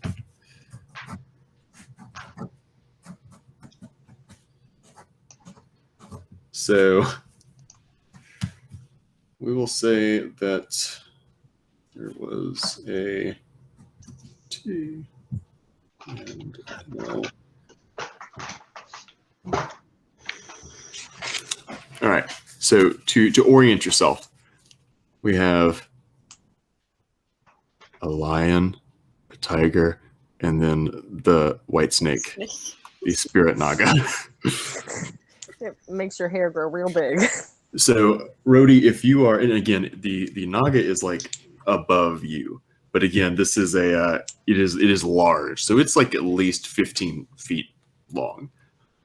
So, and its head is sort of like its head is at your horn level. So, if you want to go ahead and smack it, that's your prerogative. You can. I mean, I would like to hit the snake. How high is it, like, on the ceiling? Like, would I need a reach weapon to be able to get to it? To get all the way up to it, let me ask you, how tall are you? You're 7 feet? He's like between 6 and 7 feet. Okay, they're 9-foot ceilings. So you could reasonably hit the body of it in the rafters without having a reach weapon. And again, all right, if I can I guess his goal is more to get it down, and as his bonus action, Rhodey would like to rage. There you go. You're raging. He swings for it, or rages, and then just swings for it. Okay. Go ahead and roll an attack. All right, will do. Thank you, D&D Beyond, for being quite easy to navigate. So I think I just clicked that. And that is a 21 to hit. Okay, yeah, you smack that naga in the face. So what is damage? Strength plus 2 melee damage with strength. All right. So he will get a roll for damage here real quick. Maul. And then it adds plus 2 due to rage. That's 14 damage in total. All right. You see a couple of scales sort of schleff off of the naga's face, but it is still quite angry at you. Is it still like based in the ceiling? Yes. Like it's not falling down yet. Correct. Ellie Joe and Sweet Pea, you guys were both reacting to Rhodey's opening the door. So let's go to y'all now. I think Ellie Joe is closer to the door. Probably just coming down to grab. Yeah, almost just next like, to Sweet Pea.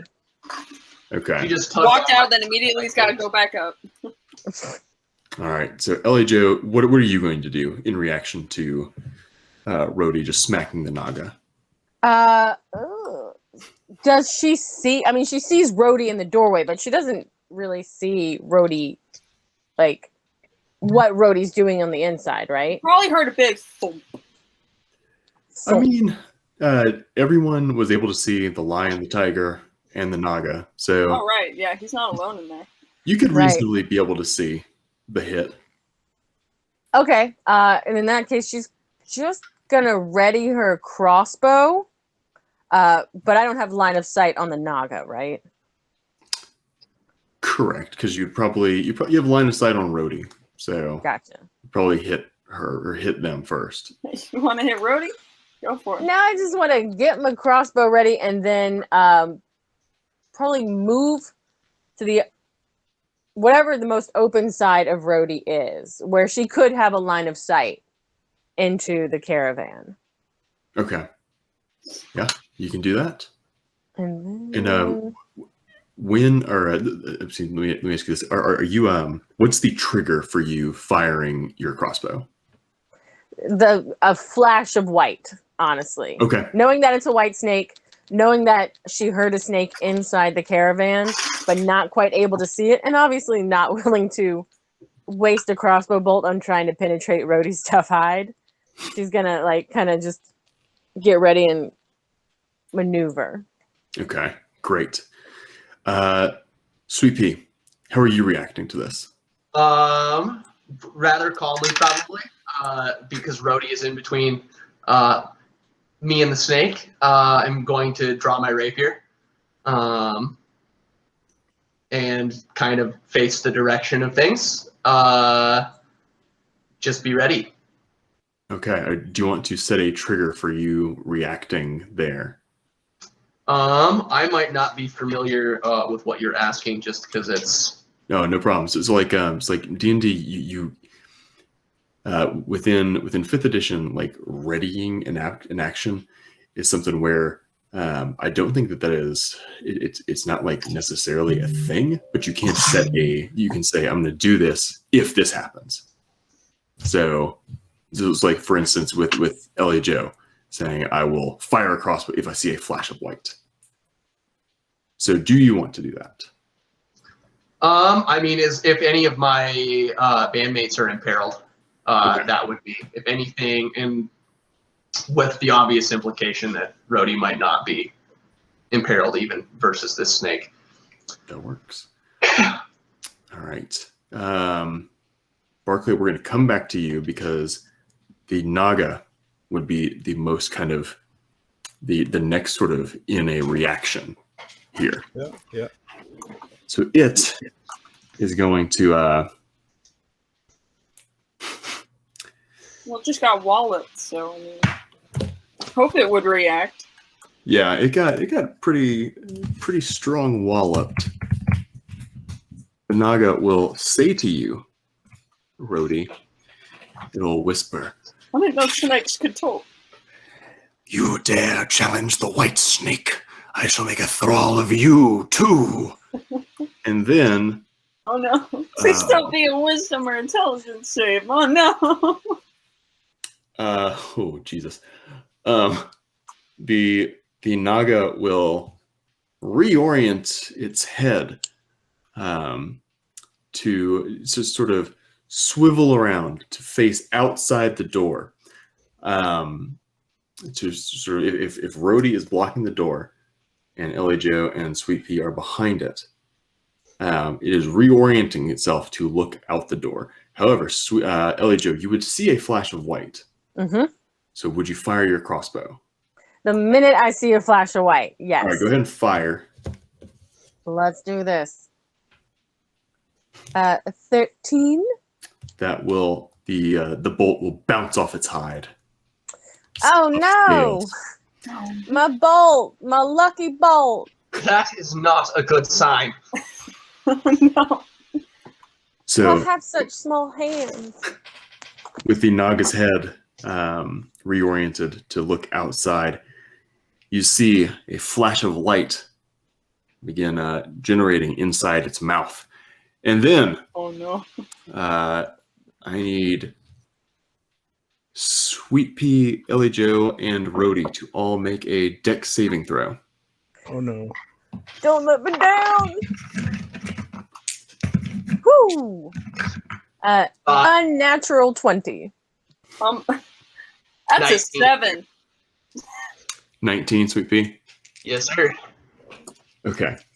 Any movement that Rhodey attempts to make, he ends up shoulder checking a wall on accident, like throwing himself totally off balance.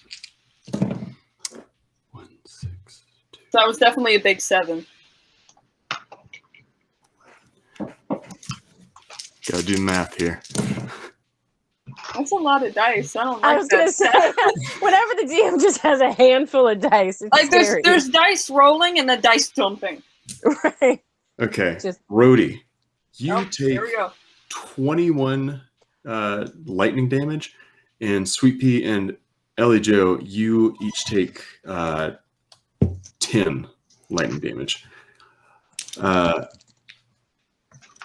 How much? 10. And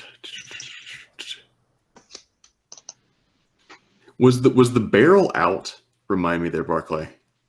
No, we decided not to block it with the barrel. The Exit barrel's or still in my swing. inventory. It is his backpack. I love that Yeah, image. Inaga will,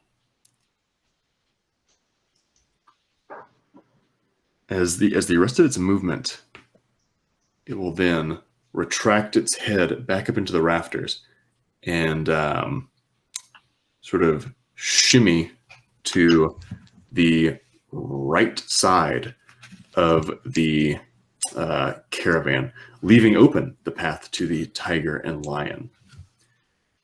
So, Barclay, you and Fezziwig are outside. You've seen a bolt of lightning shoot out and zap your friends. How do you react? We got Well- a $20 donation. They didn't specify anything, so I'm just going to say, let's give a reroll to all the players. There we go. Nice. Thank you, Oh. Dottie Bell. Thank you. Woo! And a reminder to everybody, you can sway whatever fight you want in any favor, be it wheel or woe. And help That's out some true. cats in the process. Wait, so does that mean Rhodey re-rolls his save? Yeah, Dan, do you want to do that? Just like, Or just like is that Yeah, you just retroactive? kind of Going add it to forward. your queue, so All right. you can use That it makes when you more want to. Okay. there you go. Don't really have a pocket there, but Because Rhodey took a 21 damage hit, so... Nice.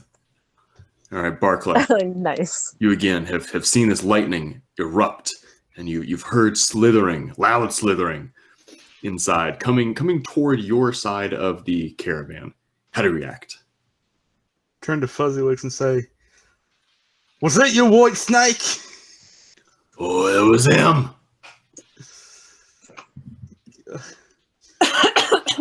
I keep running towards it. Okay. So you're gonna run toward the door?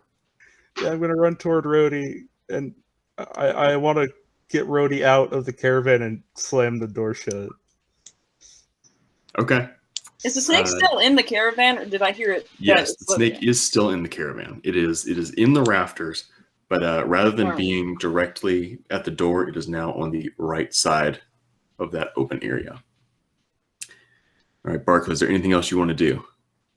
I want to pull Rhodey out and slam the door. Okay. Let's Rhodey is currently enraged, and he will resist it. I know, but I have an idea. I really want to see this contested strength let's check do a- happen.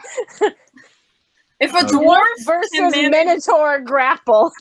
Barclay, yeah, do an I guess athletics or Also, I get Just pure advantage on all strength and saving throws while enraged. Saving throws and checks. I just So, really is just this want to. Is it a check or a saving throw? so Rhodey, yours would be a saving throw. But for Barclay, yours is just a check. Okay, I'm gonna roll. Okay. So I roll an 18, and I have +3 +7 bonus and 3%, but the proficiency, +3 proficiency and 7 bonus, so that's 10. So 28. Okay. And Rhodey got a 26. Now, Rhodey, you do have a reroll from our donation, so if you want to use Rhodey, that. please don't. Rhodey really wants to keep hitting this snake. Like, that is his main goal. So he will roll again, because he really wants to hit this snake. I like how this donation has given us all like halfling luck. At least Oh, no. once. And he still didn't make it. He can only go as far up to 18. Okay. Because unfortunately, I couldn't dump everything I wanted in strength. I had to be able to multi-class into Bard, which requires 14 charisma. Yep. All right. So, Barclay, you are able to pull Rhodey out of the door. And let's say this. You're able to close the door, but not lock it yet. What kind of handle does the door have? like a Like a doorknob, or is it like one of the ones with the little slot where you can jam Or something? is it like into a? Does Like- it look like- like the handle of a tankard? It's like it's like like a tourney, one Oh. of those. So I mean, you can put a credit card in. No, just like Like that's how you handle does it pop it. have? Yeah, like an old timey tourney. Old-timey turn. Uh, Can I wedge my can I wedge my light hammer into it? To you keep can it do from that when opening? right after. We'll do this. We're gonna cycle again, but keep that in mind. However, Please don't open the door again. all of you here, what it is now is now the lion and the tiger's turn. They were pretty far back, but these majestic beasts, these big majestic beasts, the tiger will approach the door and will slash at it. So, what's the DC of a door? I hope this is a well What's the constructed DC door. of a door? The things you get to hear. 5. You said it's 5? I'm guessing. I don't. It depends on how thick the door is, but I would imagine. It Please doesn't. I actually have it written on my DM screen.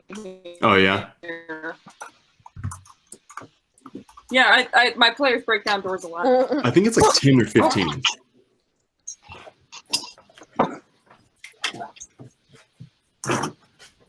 Yeah, if you got that, that's great.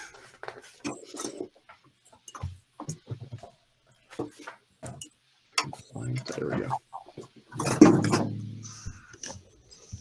So yes. There we go. Sorry. No. Yeah, no worries. Project hit points.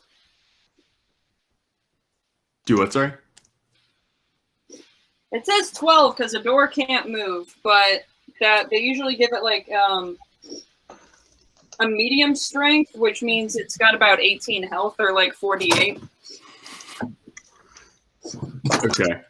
All right. I mean, it's gonna help, Jenny. I don't think that's a good laugh. I did unplug my headphones when I stood up. Nice. All right. Thank you so much, Elle. Appreciate you finding that. All right. So yes, the tiger will come to the door and will claw through it, or try to. All right. So there's that. You see a claw rip through the door, and Oh, that's a very strong cat. the door is about halfway down. Like think like Jack Nicholson in The Shining. We're like at that, but with like a tiger head.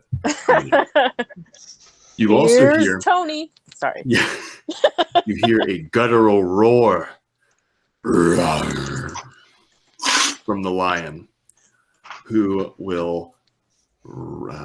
you will hear pad up to the wall on the left side of the building, and it will attempt to claw its way out of there. And we'll say the wall gets a bit better DC. It's a 15. All right, the lion will claw its way, and yeah, the lion's claw goes straight through the wall. There's now a large lion-shaped hole in the wall. Oh, we can get through now? The lion is out. Oh. All right, at least I got to hit one thing. We're going to circle back. It is now Rhodey. You're up. You have been taken out of the caravan. Rhodey, in his enraged state, is currently very upset at this revelation and looks around for the first thing that's vaguely non-humanoid and swings at it, which just so happens to be the lion. There you go. And so what he's going to do, actually, is Immediately after you hit a creature. He is going to hit it with his maul.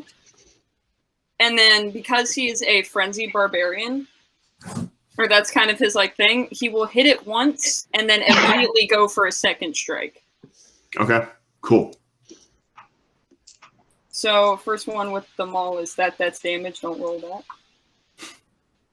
that. That is a 20 to hit. Oh yeah, On the you first connect. And that would be 14 damage total on that first hit. And After then even the first hit, the lion's fur is mangled and blood is coming out of its teeth. 19 to hit on the second attack. Hit. And rolling damage on that one, that is that 11 maul damage. The lion is extremely bloodied. Some of his claws have fallen out. You've really done a number there. And But it Rhodey is just kind of still ends his turn standing. like panting and like full on bull huffing like someone who's seen red. There you go. All right. Ellie Joe, there's a lion that is profusely bleeding. There's a snake in the caravan. And there's a tiger in a door. What do you do? I cast sleep at first level. And I think I can just hit all the animals. What does sleep do again? It says, this spell sends creatures into a magical slumber. Creatures within 20 feet of a point you choose within range are affected in descending order of their current hit points. And I roll 5d8. It's basically like, and then there's, starting with the creature that has the lowest current hit points, each creature affected by the spell falls unconscious until the spell ends. The spell lasts for a minute. And, or the sleeper takes damage, or someone uses an action to shake or slap the sleeper awake.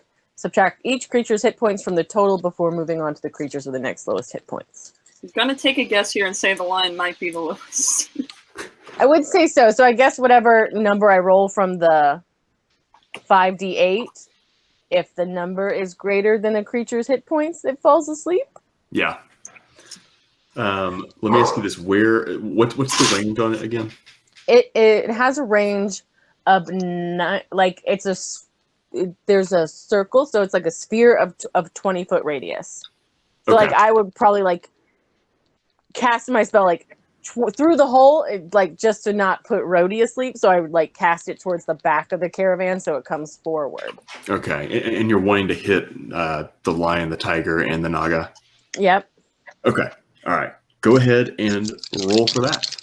Oh, let's go! Don't let me down. All right, so that's.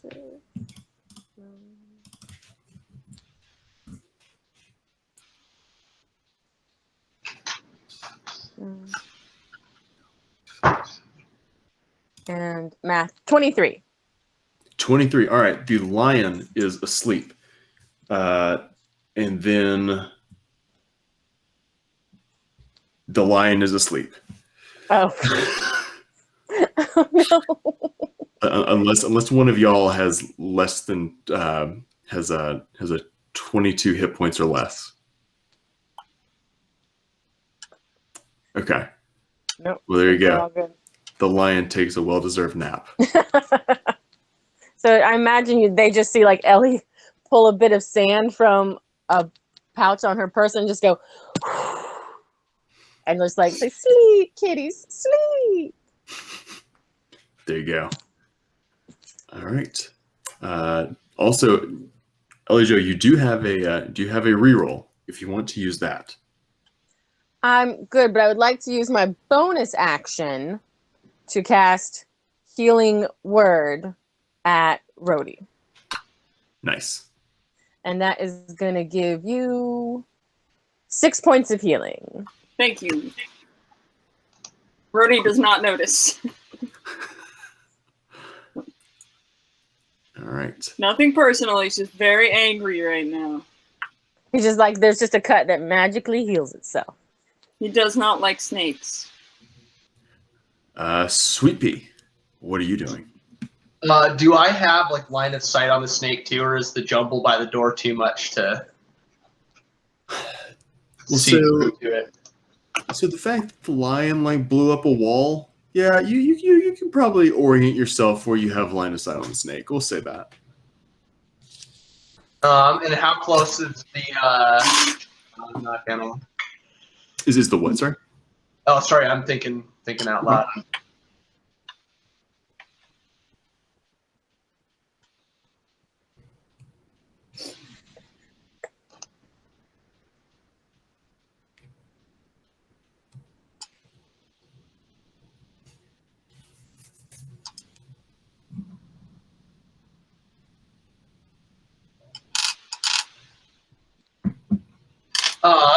So I am going to, as a,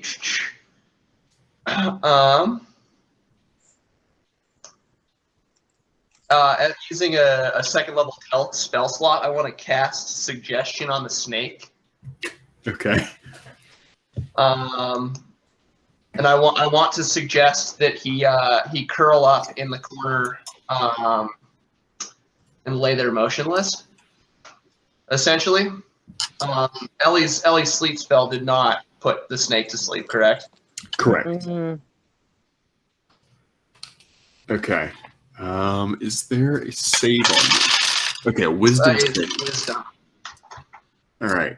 Let me go ahead and roll that. What's your save DC? How wise is a snake? Who, mine? Yeah. For wisdom, it is +0. Okay, so actually, looks like your save DC is 16. If you click on your spells tab, it says save DC. Oh, yes, it is 16. Excuse me. Oh, no worries. Nice. New, All right, so new stuff. the Naga has to beat a 16. It's a wisdom, so natural 1. The Naga is they are quite suggested, and so you filthy snake, whose skin I wouldn't wear on a smock for painting. Curl up in the corner and play with your tail or something. Was that also a vicious mockery?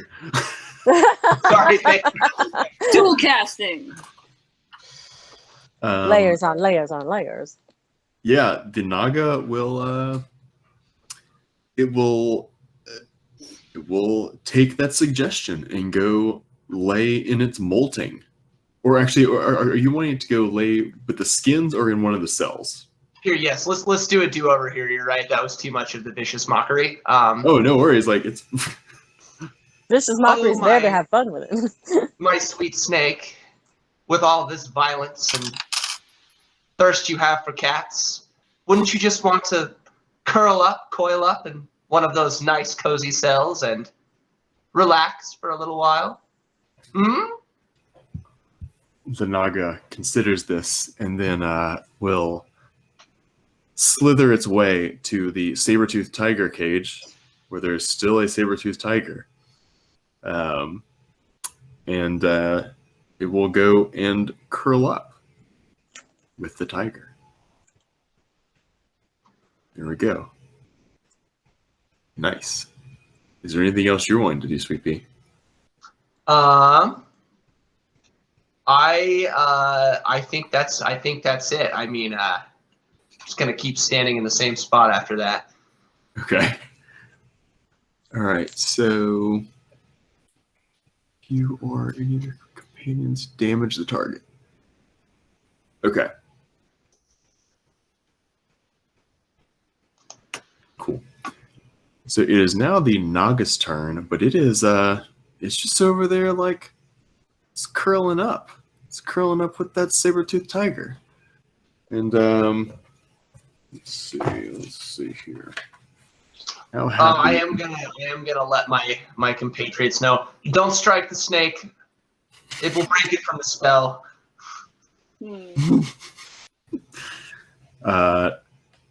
So as the Naga is cuddling up to the saber-toothed tiger, the tiger awakes and is enjoying the additional warmth from its cold-blooded friend. Aw. Again, just to clarify, the gate to the saber-tooth tiger cage is still unlocked, but a padlock is on it. If anybody wants to lock that door of the snakes in, We'll jump back to Barclay. What are you doing? You were going to be doing something with the door, correct? Have you adjusted your plan? I have. The tiger's still up and going, right? Yes, the tiger is still awake. Its head is in the door. Okay. And I'm right behind Rody. Okay. So I'm not gonna wedge it shut with my hammer. If its head's through the door, I want to smack it on the head and try and knock it out. Just knock it out, not kill it? Yeah, I think that'd probably be the better option. Okay. Yeah, go ahead and do a non-lethal attack.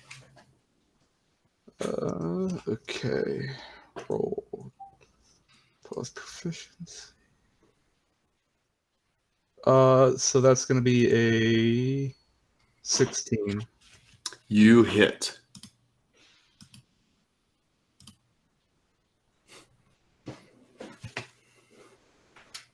And what are the how much damage? Oh, here. Plus a 1d4. 2. 6. 13. Okay. Yeah, you're able to hit the tiger and sort of get the cartoon bird effect where it's like the tiger slumps down and is now pushing the door closed. However, being the strong, burly dwarf that you are, you could reasonably push it back.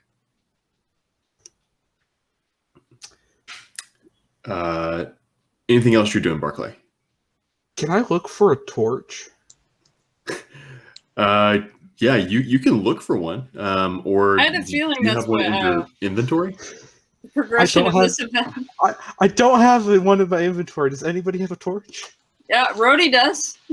Good luck. Can I Rody is do still very angry. Can I do a sleight of hand check to see if I can't get it from Rody's inventory? Sure, you can. Most you of can the try stuff that. is just strapped to his back. Okay. Okay, so I reset. want to just to point out, like, I think at this point, Ellie Joe is close enough to touch, and she might intuit what you're trying to do. So I'm gonna roll sleight of hand. Oh, no. I roll a 9. Okay. My passive wisdom is 12, if that makes... Or do I roll a save? There's Is that affected at all by rage? I don't think so. Frenzy, rage. I got resistance to bludgeoning, piercing, slashing damage. I can't concentrate on spells or cast spells. And it only ends if I'm knocked unconscious or I haven't attacked a hostile creature or taken damage. Okay. That's all it says. So before you noticed that, Ellie Joe, you intuited what Barclay was doing. Were you going to do anything related to that? she probably just being the creature of the mountains that she is, and someone who's sort of like, if no one's doing you harm, do no harm. And she reach a hand out and just like grab Barclay's wrist and just ask him like, hey, we don't have to go down this road. Is this what we're going to do? We're going to set the caravan on fire, yeah. Yeah, no, that's pretty much what I thought you were going to say. I would like to cast my vote for no. The only things in there are trying to kill us. They're animals. They're trying to That's kill all us. they are. And two of them are asleep. And one of them is not within sight anymore. So we could just maybe Do you take, want to go in there and lock the door? if that's what it takes. Yes, I will. There's a hole in the side of the building. Mind There you. sure is. There's a tiny lion-shaped hole for a gnome. And a very angry bull that will attack anything that he can see. How close to Rhodey would the hole be, though? Because if he sees that, Yeah, can she sneak past the Minotaur? That's the I question. mean, Ellie Joe's not hostile. That's So, true. I yeah, would think- he's not going to care. Yeah. She's like, friend. So just to make sure that I'm understanding, what it sounds like is that Ellie Joe, you're wanting to go inside and lock the padlock on the cell where the Naga and the saber-toothed tiger are. Barclay, you're wanting to burn the caravan down. With all of them inside of it, yes. Rhodey, you're raging, and Sweet Pea, you've been able to overhear all of this. Sweetie's just like, what? He is also, I believe, concentrating on the spell. Oh. This Very is a true. spell that requires concentration to hold. Yep. Very true. So we'll say this: Fezziwig hears the talk of burning and says, "Oh, you guys! If you burn down the caravan, I'm not gonna have anything to bring back to my family, and if they become snake people, I'm not gonna have anything left." I would like to do an insight check. Does he actually have a family? Roll insight. I have something to say after that too. I got. Yeah. Let's see how bad this is gonna be. I have very good insight. That is a 7. You get a sense that he's still probably grifting you. I'd like to see pictures of your family. He flips out his wallet and the whole thing like. You want to see pictures of my family? Well, Well, I'm a gnome. We have huge families. We could sit down and just talk family. I got my Meemaw, my Pawpaw, my Mama, my Pawpaw, my great Pawpaw, my great Meemaw, my great Mammy. So, just I love families. Well, Rhodey's just screaming in the background. While she's doing this, can I take my second action to knock out Mr. Fuzz? yeah, you can do that. He will do that as he is literally going to grab something out of his back pocket that is presumably a wallet. I roll Go a ahead. nat. Go ahead, I roll a Barclay. nat 20. Okay, yeah. There you go. So, yeah, go ahead and roll damage. And Please don't kill him. like we talked about, the way we're doing crits here is roll your dice and then That's right. add whatever the maximum amount of that hit would be. Can you specify non-lethal damage on any attack, though? You can. So, Barclay, you have not as yet specified that, but No, I'm trying to knock him out. okay, yeah. I'm chaotic neutral. I don't care what needs to be done. I'll do it as long as it gets the goal accomplished. All right, in that case, yeah.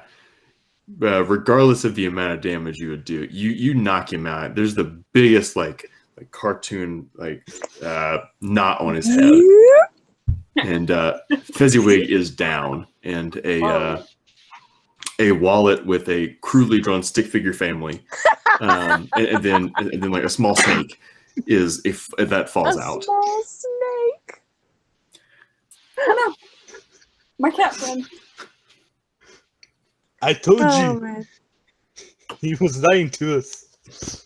I mean, look, some of us don't have money for fancy portraits. I've got many a stick figure portrait.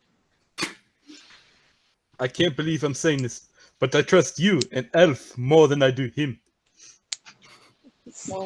Well, then trust me to go in there and just so quietly lock everyone inside. I will follow you in just in case. Are you going to be quiet? Yes. Okay. All right. And so then turning away from that charming family portrait, I just really want to picture the snake and the stick figure family. Ellie Joe goes back to the caravan, possibly sneaking by Rhodey. Yeah, I was gonna say, He's Rhodey, not gonna. You're moving through a non-hostile space, so. Yeah, you can definitely move by Rhodey, but I was gonna say, Rhodey, you've been over here raging, yelling, just screaming into the air, wielding a maul. Somewhere in the audience, people are like, "Is there a death metal band?" Rhodey has just watched the lion he just hit twice over the head and almost fall to the ground asleep. So his target, he might think is dead. So what's he gonna do next? Would that like end Rhodey's rage? He's like, "Oh yeah, I killed it." He still attacked something last turn, which means he's still going. All right. Unless there's any effort to get him to stop, he sees no reason to stop. No one has communicated to him the plan. Oh, that's wonderful. That's wonderful. That's a beautiful portrait. Okay. So let's do this.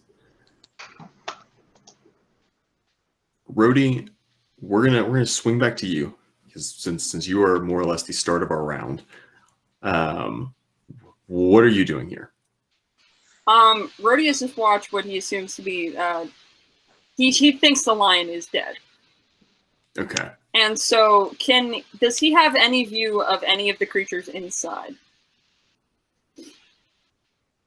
Like, if he just looks in there through that hole, can he see anything in there? You'd have to be really close to the hole to. He hit the lion almost as soon as it came out.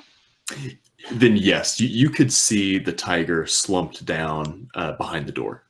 All right, so he can't see the snake or any of the other creatures in there. Correct. The angles just don't work. Rhodey will use his action, or is it action or bonus action? Bonus action. He will calm down. He does gain 1 level of exhaustion due to having frenzied. Also, I made a mistake earlier. He can actually attack 3 times per turn. So, that fight might have gone very differently, but just splattered with cat guts. No, not on this stream. No. I don't think that's what we're supposed to be doing. That's true. And Rhodey will kind of slowly calm down. He'll just look around and he'll go, "What happened? Was it? Did I do that?" And he kind of points to like the hole in the wall. Was that me that time? Yes, it was. Now can you just stay here? Don't move. Am I staying put again? That's no fun. Every time you tell me to stay put, someone ends up dead in the back corner of the room. Which wouldn't be weird if it didn't happen at all, but it's happened at least once in our time being here. I came to play music and there's a dead guy back there. Did I kill that thing? You did. It was amazing. Did very good job. Very good job. It was trying to hurt us. Yeah. You did exactly what we said. Is it? He hit it a few times, but it is asleep. So. It is asleep, yeah. It will wake up and be probably mad. Probably very pissed, yeah. Right. We're going to have to do body cleanup. So then, I guess Ellie Joe just says, "All right, Rhodey, I know you hate staying still, but I got to go inside and just lock a door. There's a faulty toilet in there, and people keep using it, and that's the smell. That's where a lot of that smell is coming from." Is that how he died? He got too close to the smell. Yes, he did. That's why we got to lock it down. I don't think lions use toilets. Yes, yeah. If they're trained. That's pretty impressive. I'm sorry I hit you. I mean, It was These it are was house conversations trained. to have, you know. And It was house trained. as the action on his turn, Rhodey will cast the most useless speak with animal spells. D&D. Are you targeting the lion or the tiger? He looks down at the lion, casting speak with animals, and he just says, "Sure about that, mate." The lion. Oh my god! It's asleep. Speaking But with the Yeah, truly animals this whole asleep. time. Does not respond. he has animal friendship and speak with animals. Oh my god! And his reaction was to go into a frenzied rage. Well, he saw a snake, and he doesn't like snakes. Fair. Oh my god! He's also got every single spell that makes noise. He's got Thunderclap, Earth Tremor, and Thunder Wave. Don't use any of those. No. right. I could be really loud if I wanted to. Yep. I need you to be as quiet as you can. I'm very That's good true. at that too. All right, Alright. so Thank you. And he does like the kind of trying not to stick a middle finger up because he has 3 fingers and like does the quiet thing again. Good. And I do it right back. But with the middle finger, just a proper. all right, so Ellie Joe, and we'll combine you and Barclay here. Sweet Pea, we're coming back to you. Don't worry. Yeah, I'm You're just also- sitting here. you're I'm also just sitting here concentrating. concentrating Right. on my spell anyway. Because if I break concentration, then there's a snake again that's not relaxed. Wait, Mhm. All right, so Barclay and Ellie Joe, you guys are headed toward the cell. How do you approach and Before I what do you go do when you in- get there? before we go in, while Rhodey has calmed down. Hey, Rhodey is the ultimate antagonist of the. Rhodey, give me your torch. Oh, what? I also have a tinder box in my back pocket if you need that too. Yeah, give me that. I'm gonna need it. Ooh. And he kind of like rummages and like half like squashes it as he pulls it out. Sorry about that. Thank you. Hands it forward with the torch. Just if for emergency, just in case. Yeah, I've also got a boomerang. I don't need that. I'm gonna go inside now. I need you to stay here. Now it's quiet and still. Don't wake the kitty. Oh, he immediately sits down right next to the lion and just starts petting it. Oh my god! That's it. Oh no. All right. Okay. Okay. Okay. I have a torch and tinderbox now. And Ellie Joe is going to cast, possibly uselessly, but invisibility Yeah. on herself, and then sneak very quietly towards the saber-tooth cell. Okay. Yeah, you're invisible. You're being very gnomey and sneaky. You see that the gate is the cell gate is again open enough to where the Naga could get in there, and you see that the Naga is back there, very very pleased with himself, thanks to Sweet Pea's suggestion. Just curled up around the saber-toothed tiger, who is veritably purring. However, the gate is not closed, and the padlock is once again on it, but not locked. Are we technically in combat, or We are. If you need to use bonus actions and actions, sure, yeah. well, no, because I was gonna say I stopped just shy of it, and because I have Mage Hand, so I was gonna Okay. use Mage Hand to pull the door closed. That's why I was asking if I could do like multiple spells. Well, Now, Mage Hand can only move like 5 pounds. It's a it's a heavy door. it's a heavier than 5-pound door. Well, it says that or can't attack, activate, or carry an item more than No. 2 pounds. All right. Now, you could lock the padlock with Mage Hand. But Okay. actually pushing the door, you'll have to do that with Gotcha. your own arms. Alrighty. So she stealths up to that wide open, very calm, very peaceful room, and they just see the door, ghost-like, start to close, like the slowest increments. Just Give me a sleight of hand check, and I'll give you advantage because you're invisible. alrighty. Or if anyone wants to ruin this, go ahead and donate $5. Yeah, come on, guys. Chaos. Woo, chaos and cats. Or donate the $5 and make it even better. That's right. That feels good. Or donate for fire. We'll see. Okay, I like thank the donate God. for fire comment. Right. Oh God, yes. Donate to set a caravan on fire. I'm so glad there was advantage involved in that because I rolled a 5 and a 23. Okay, yes, the 23, yes. Very ghost-like. Extremely sneaky. You close it. It doesn't even make a sound when it hits the other side of the gate. The padlock is ready to be shackled. Well, and since it went so well, I think she'll just use, because she's right there. She's like, oh, I can't pull that door. So she's just going to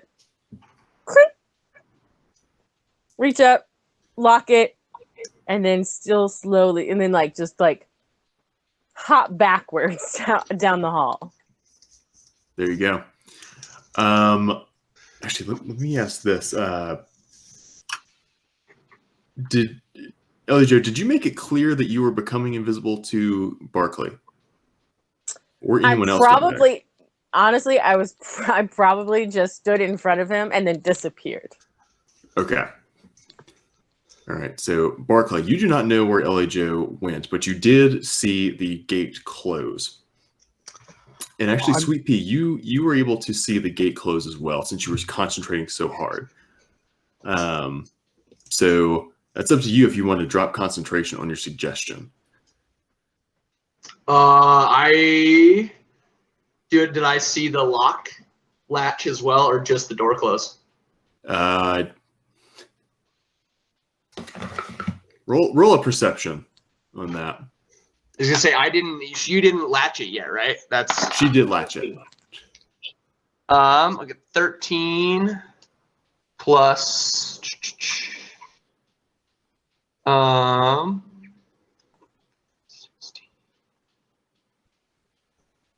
I got 19 on the roll. Okay, yes. You can see from where you are that the padlock is latched. I mean, I think Sweet Pea's just gonna keep holding concentration on this. It's a pretty scary snake. Okay. It's pretty scary snake. I mean, I'm gonna from what wait till Rhodey saw before he smacked it. All right. Barkley, again, you saw Ellie Jo disappear. You have your tinderbox and your torch. What are you doing? You are inside the caravan, to my understanding.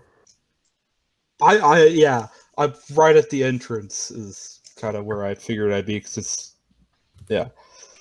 I light the torch. I don't throw it down yet, but I light the torch. It's on the screen. Let me ask you this, Barkley. What's a good number for the torch? What's a good number that could be donated to make the torch light? Or extinguish as soon as. Yeah, or extinguish. Right. Oh, even better. Just light it and Rhodey squished the box too much when he handed it to you. Let me ask you this. I've already donated $10. Dun dun dun. I did donate earlier. He did. Oh, Not a he lie. I donated earlier too. Well, not during the stream, but I was about to say, I'll donate right now to save these cats. He donated right as we were about to go live. Oh, someone's checking in. Someone's checking in on. Yeah, that's right. I got Jade here. Aww. Jade, do you want the quality cat's control. lit on fire? Yes. All right. So, Barkley, you have your torch lit. You've not yet thrown it down. I'm gonna do the loud whisper and ask, Billy Joe, where are you? And So then you just hear a voice from over your shoulder be like, "I'm right behind you. Put the torch out. We're inside the building. My chaotic neutral self throws the torch and picks up Ellie Joe and runs out. Oh, Oh my! we have been blessed. That's how cats cast bless. All right. I'd say so- that's inspiration right there. That's bardic. Yeah. Okay, so you throw the torch out. I'm understanding it does not catch anything on fire.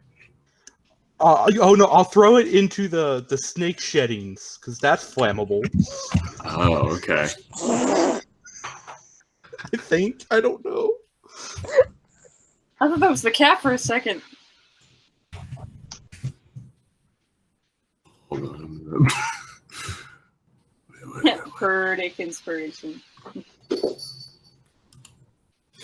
The So snake the only- sheddings.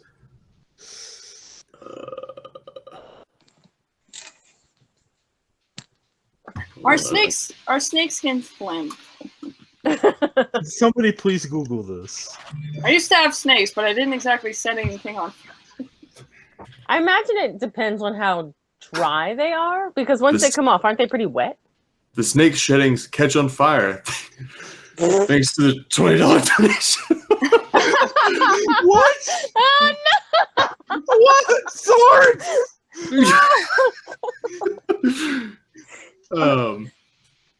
I see how it is. You hear many gruntings coming from the Naga and saber-toothed tiger cell. However, as the fire spreads, you three are able to, or you four, excuse me, are able to escape the fire as it burns. And as Can we grab Fuzz on our way out, Mr. grab the Fuzzy? what, sorry? Mr. Fuzzy, I knocked him out. River cats and Fezzy Oh Wig. yeah, River Cats is Gone. yes, River Cats I is don't gone. imagine he would have stayed around. He was Yeah, like, that's "What's true. happening?" River What Cats. about the went other guy to I the knocked stage. out? But yes, you can grab Fezziwig. Yeah, On let's your grab way. him. Let's grab him. As you make your way back to the stage, though, you Brody see. picks up the lion, by the way. He's Oh, you pick up carrying the it. lion.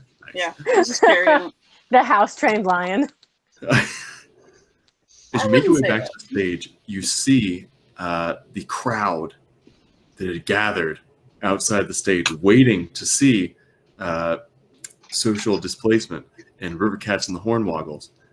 They are cheering at the pyrotechnics that are so clearly coming from the caravan. They see you three coming from that area and begin cheering your arrival. They're so happy to see you. They begin demanding, play, play, play. That's not a problem for Sweet Pea. He's already, the second he heard it, he got his flute out. He's actually, I would like to, now that I've broken my concentration, I would like to cast Dimension Door to teleport myself right into the middle of the stage, flute in hand. Just go for it. Definitely successful on the, so for my my spell casting. What is it? It's Dimension Door. It's high. I don't even think Dimension Door has a save. It just goes. Oh, okay. I'm new here. No, you're then, good. Then I'm just gonna be playing the flute on the stage. All right, there you go. Yeah, people are screaming your name, Sweet Pea. And you just see Ellie Joe whisper to Barclay, like it drops invisibility, whispers to Barclay, "How do they know his name?" I'm gonna take a break from the flute for a second. I'm famous. No. I'm a little bit famous, just a little bit. I don't know. To be honest, he's kind of weird sometimes, but I enjoy it. He is a bit of a dandy. As the three of you, or as the remaining three of you, and Fezziwig and the lion are making your way to the stage, Fezziwig comes to. He writhes awake and walks over to the front of the stage and says, "Okay, everyone here, this is what you've all been waiting for. This is what's your name again? Kit's Cradle. Kit's Cradle. Yeah. Cat o' nine tails. Cat of Cradle's Tales. That's Meow. The 9 lives. Brody and the Pussycats. Cat folk. And yeah, Everybody just shouting it. And then Rhodey pipes up, I'm Rhodey. It's just I set down my barrel next to the stage and start brewing ale. And you four. Rhodey will set down the lion in the green room, and if we're all going up on stage, pulls out his mall drum kit, kind of puts it on his shoulders and starts dropping some beats. And Ellie Joe just looks back at the burning caravan, pulls out the fiddle her Meemaw gave her before she left the holler, and starts to play the cat's tongue fiddle, which summons cats. Yes, it does. And Rhodey has dancing lights around the stage, and he's like, "It's called pyrotechnics." Oh gosh, it's 2d8, and I have summoned 14 cats to the stage area. Full coordinated dance routine, like back up. 14 cats, including the tiger that heard your sounds and made its way. Is the tiger still pissed? I don't think they're charmed. The tiger is not pissed. No, he's just jamming. Is he burnt? Yeah, he's burnt. You also... Oh, did you say hurt? Yeah, burnt. He was in the building when we lit it on fire. He's like really singed. Oh no!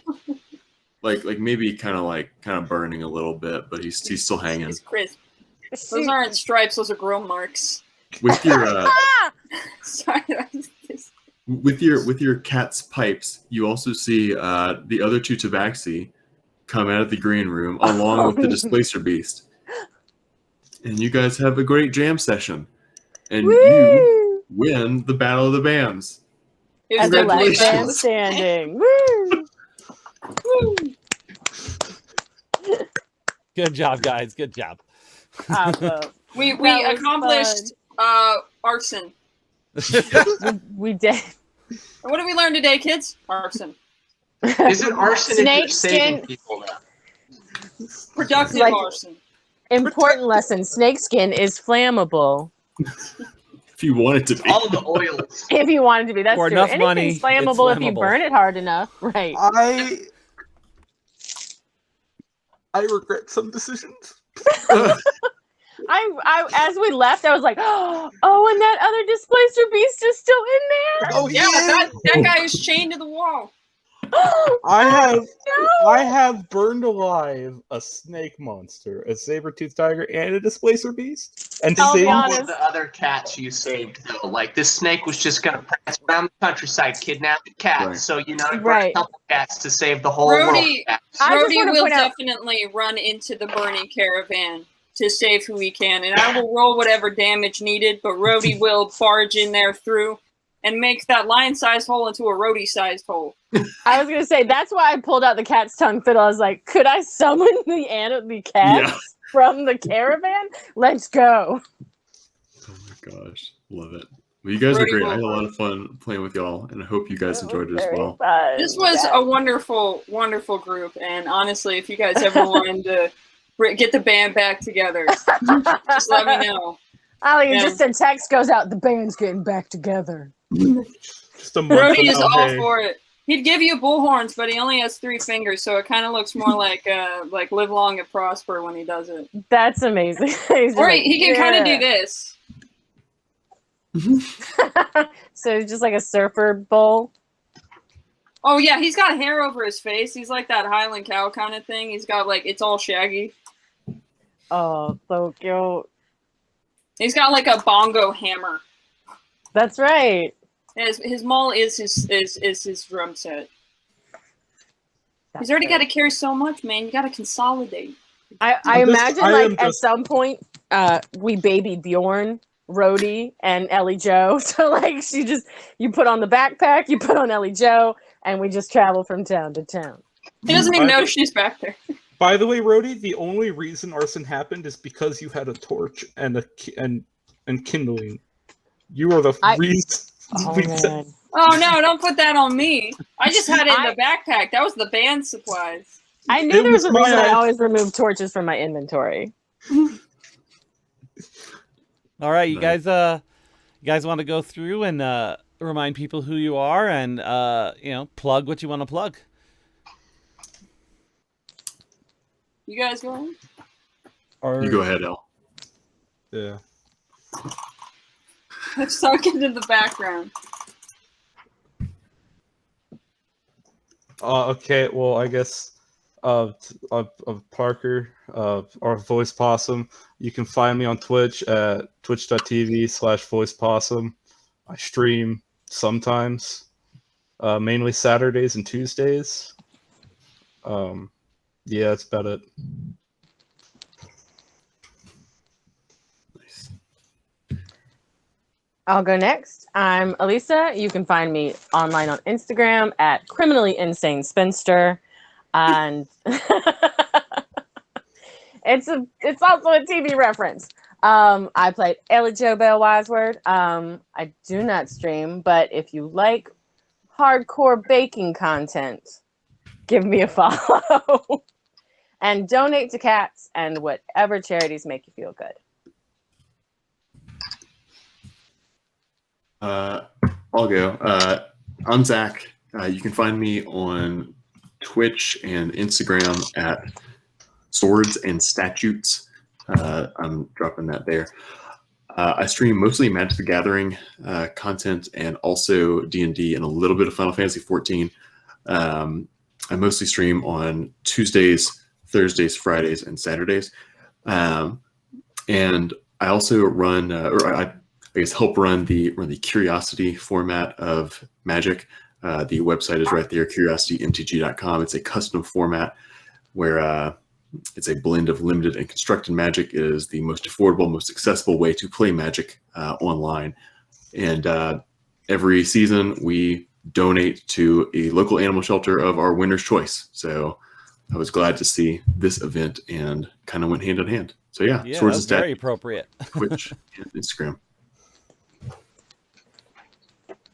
Elle, do you wanna go, or do you have something good, or? I guess I'm Elle. I played Rhodey Vanderbilt. He's he's a roadie of the band. Name's fitting.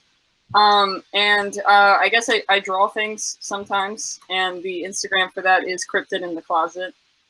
And that's about all I got. And that's pretty much it. So. I go by Sassy. I don't really have anything to promote. I don't stream. This event was the first time I'd ever participated in a stream. But I do a lot of like online meetings for work and run those, so it feels natural. It's just more fun, and there's less pressure to say appropriate on topic things, I guess. But I guess I'll use this to plug Fantasy Flight's Genesis system, which it started as a system for Star Wars to be more cinematic. I don't have all the rules down pat, even though I've been playing it for years and years, but I'm pretty sure the goal is just like biggest handfuls of dice possible, ridiculous things, explosions, check that out. But particularly more so the Genesis system, because it's really good for essentially writing your own movies and sticking your friends in them. Do a lot of cowboys and spell casting in the same story, which is gunslingers. Anyway, thanks for watching us. Donate money to these cats. Yay. Everybody who did donate, I've been in 2 streams for this event, and it's honestly been so much fun. And I encourage everybody, even in the the breaks between streams. Is this the last day of this? It is. We have one game left. Yep. Yeah, keep donating. You guys still got a chance tonight. I encourage it. Help some cats out. It's been so much fun. And then tune in next year, because if somebody doesn't steal a slot, I already schemed up what I'm gonna do, which is a hockey team filled with cats, and the league is all dogs. That's awesome. It's the mighty cats. Mighty felines. The something. Well, thank you guys for playing. Every game has been amazing this weekend. It's been a blast. And as we were saying, this is in about an hour we'll have the last game of the event, which is a modification of the Happiest Apocalypse on Earth, which is powered by the Apocalypse game, where we get invited to a free-range large cat sanctuary, and absolutely nothing could possibly go wrong. Yeah. Nice. Sounds right. Sounds safe. Sounds safe. Yeah. Sounds about right. Sounds about right. All right, thanks a lot, guys. See you in an hour. Thanks for watching. Bye.